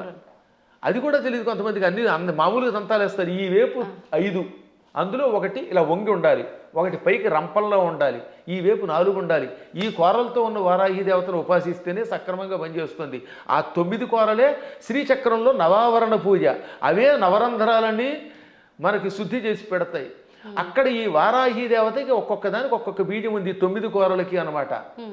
అందుకే వారాహి వీర్య నందిత ఎయి అనంటే ఒకసారి ఎన్ని అక్షరాలు ఉన్నాయి? వారాహి వీర్య నందిత ఎయి 9 అదనమాట. ఇప్పుడు అర్థమైందా? ఆ 9 కోరలు. వారాహి వీర్య 5, నందితాయి ఇక్కడ. ఇక కంఠస్థానంలో నమః అనే అక్షరం బీజం ఇక్కడ చేరుతుంది వారాహి దేవతకి. ఓంకారం మూర్ధంలో ఉంటుంది, అందుకని ఓం వారాహి వీర్యనందితాయే నమః. మళ్ళీ వీటితో పాటు ముక్కులు చెవులు రంధ్రాల్లో ఓం ఐం హ్రీం శ్రీం అనే బీజములు, విశుక్ర ప్రాణహరణ వారాహి వీర్యనందితాయి అంటే ఆకారం వేసేటప్పుడు ఏ బీజం ఎక్కడ వేయాలో వేసి, ఏ కూరలు ఎక్కడ వేయాలో, ఎక్కడ ఏ బీజం ఉందో తెలుసుకుని ఉపాసన చేయాలి. ఇంత ఉపాసన తెలియకుండా తొందరపడిపోయి పాఠాంతరం అనే శబ్దాన్ని తప్పుగా ఉచ్చరించారు అన్నారంటే అది ఎంత ప్రమాదం. అందుకే స్టేట్మెంట్ ఇవ్వడానికి ముందు నీ అర్హత తెలుసుకో. వాస్తవం. లేదా ఫలానా చోటండి పరమాచార్యులు వారు ఇక్కడ పాఠాంతరం ఉందని చెప్పారండి, లేకపోతే ఇంకొక ఆయన ఎవరో ఇలా పాఠాంతరం ఉందని చెప్పారండి, తుమ్మలపల్లి వారు కూడా పాఠాంతరం ఉందనే చెప్పారు, లేదా ఇంకో పెద్ద ఆయన చెప్పారండి అని చెప్పాలి. పాఠాంతరం అనాలి, అక్కడ తప్పనకూడదు. అలాగే ఇప్పుడు ఇక్కడ మనకి దక్షిణాదిలో మంత్రానికి ఒక స్వరం ఉంటుంది, ఒక్కొక్క దానికి ఒక్కొక్కటి ఉంటుంది అనమాట. రాజాధిరాజాయ ప్రసహ్య సాహినే నమో వయం వై శ్రవణాయ కుర్మహే సమే కామాన్ కామకామాయ మహ్యం కామేశ్వరో వై శ్రవణో దధాతు అని చెప్పాలి. ఈ మంత్రం మంది. ఇదే ఉత్తర భారత్లో రాజాధిరాజాయ ప్రసహ్య సాహినే నమో వయం వై శ్రవణాయ అని ఒక గొలుసు కట్టు స్వరం ఉంటుంది. కాబట్టి వాళ్ళు వేద పండితులే, వాళ్ళకి ఆ స్వరంతో నేర్పారు. ఇక్కడ మనకి దక్షిణ భారత్లో ఇది నేర్పారు. కాబట్టి ఇప్పుడు మనం ఇది విని అది తప్పు అంటామా, వాళ్ళు అది విని మనది తప్పు అనాలా? వాళ్ళ గురు పరంపరలో ఆ స్వరంతో ఉడుతుంది. స్వరాలు చాలా ఉన్నాయి. ఇలా స్వరాలు తప్పు అని చెప్పడం వల్లే ఒకప్పుడు పరాశరుడు అంతటి వాడు మళ్ళీ తపస్సు చేయవలసి వచ్చింది. ఆంజనేయుడి యొక్క కథలు ఉంటాయి పరాశర సంహితలో, అందులో ధ్వజదత్తుడు అనేవాడు స్వరాన్ని పక్కవాడిని నీతి తప్పు అని ఆక్షేపిస్తే, స్వరం తప్పు కాదురా, వాళ్ళ సంప్రదాయంలో ఆ శాఖలో ఆ రకమైన స్వరం ఉంటుంది, నువ్వు ఆక్షేపించావు కనుక వచ్చే జన్మలో దరిద్రుడివై పుట్టు అని గురువుగారు చెప్పిస్తే దరిద్రుడై పుట్టాడు వాడు. ఎంత తేడా ఉందో ఆలోచించండి. అందుకని నేను ఎప్పుడు తప్పని అన్ను, పాఠాంతరంలో అలా ఉంది. సరే పూర్తిగా తప్పు చెబితే అది వేరే విషయం. శాస్త్రం అనలేరు కొంతమంది, శాస్త్రం శాస్త్రం ఏం చెబుతోందంటే అంటాడు. అంటే శాకి సాకి తేడా తెలియదు వాడికి. సా అనేది దంత్యం, శా అనేది తాళవ్యం. శాస్త్రం అనకుండా శాస్త్రం అంటే ఏం బాగుంటుంది. ఇప్పుడు మన వాళ్ళకి తెలుగు చెప్పక్కర్లే. పెళ్ళి అనమంటే పెళ్ళి, పెళ్ళి. వెళ్ళి అనమంటే వెళ్ళి, వెళ్ళి అంటే ప్రవాహం అని అర్థం అమ్మా. వెళ్ళి రండి అంటే అక్కడ ఇక్కడ నుంచి ఇంకో చోటకి ప్రయాణం అవ్వండి అని. అదే వెళ్ళి అంటే ప్రవాహం. పాల వెళ్ళి అంటే పాల యొక్క ప్రవాహం, క్షీర సముద్రం అని అర్థం. పాల వెళ్ళి అంటే ఏమిటనుకుంటున్నారు అర్థం? క్షీర సముద్రం అని అర్థం, క్షీరసాగరం. కాబట్టి వెళ్ళి రండి అంటే పొంగెత్తి నీళ్లతో ముంచండి అని అర్థం. మమ్మల్ని ముంచండి అని మీరే చెప్తారు, నా కొంప ముంచండి అని. కాబట్టి వెళ్ళి పెళ్ళి అంటే ఎంత అసహ్యంగా ఉంటుంది. వెళ్ళి అనలేక ఉచ్చారణ రాదు, ఏ శబ్దం ఎలా పలకాలో తెలియదు, మంత్రశాస్త్ర నియమాలు తెలియవు, ఎవడు పడితే వాడు స్టేట్మెంట్ ఇస్తేలాగా. ఎంత గట్టిగా ఎందుకు చెబుతానంటే ఇంక మీదటైనా పిచ్చి పిచ్చిగా ఇలాంటి వాటిల్లో వింటున్నప్పుడు పిచ్చి కామెంట్లు పెట్టకండి, దానివల్ల నాశనం అవుతారు. తెలిస్తే తెలిసినట్టు పెట్టండి. లేదా మాకు అనుమానం ఉందండి, ఎవరి దగ్గర నా తప్పు అంటారేమిటి, ప్రతివాడు తప్పు అనడానికి. అందువల్ల లలితా సహస్రనామంలో అనేక భాష్యములు ఉన్నాయి. మేము కూడా ఐశ్వర్యయోగం అనే అద్భుతమైనటువంటి ఒక భాష్యం గణపతి సచ్చిదానంద స్వామి వారి యొక్క ఆశీస్సులతో రాసి పెట్టాం. దాన్ని భారతీ తీర్థ మహాస్వామి వారు కూడా సంతోషించి అంగీకరించి పీఠికిచ్చారు. హేమాహేమీరైన జగద్గురువుల యొక్క అనుమతితో రాసినటువంటి గ్రంథాలు.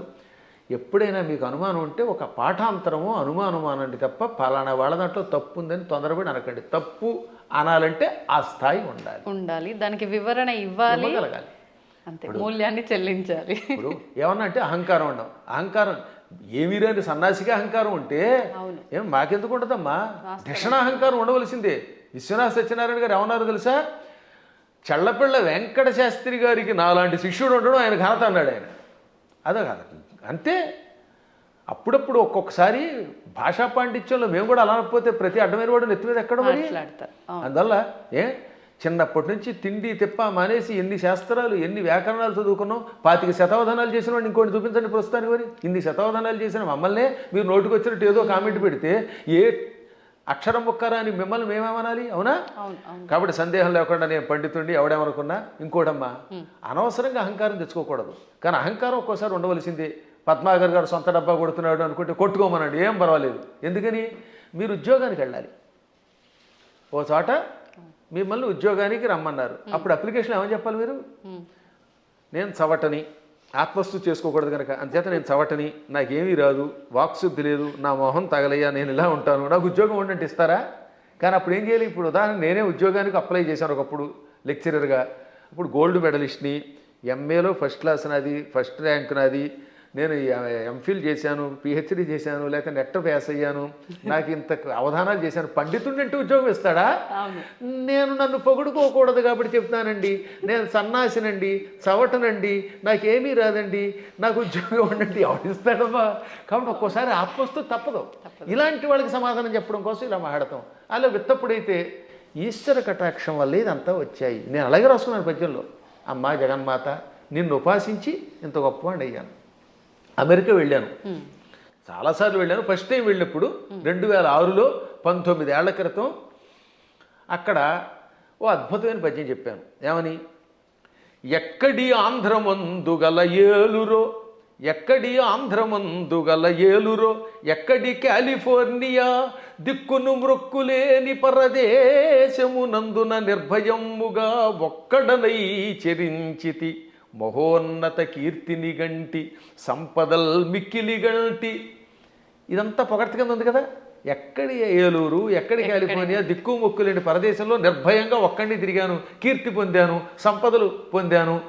కానీ చివరిని ఏమన్నాడు తెలుసా? మిక్కిలి కీర్తి గంటిని నీ పద జలేజము భక్తిని గొల్చి అంబిక. అది కొసం మెరుపు. ఇదంతా ఎలా వచ్చింది?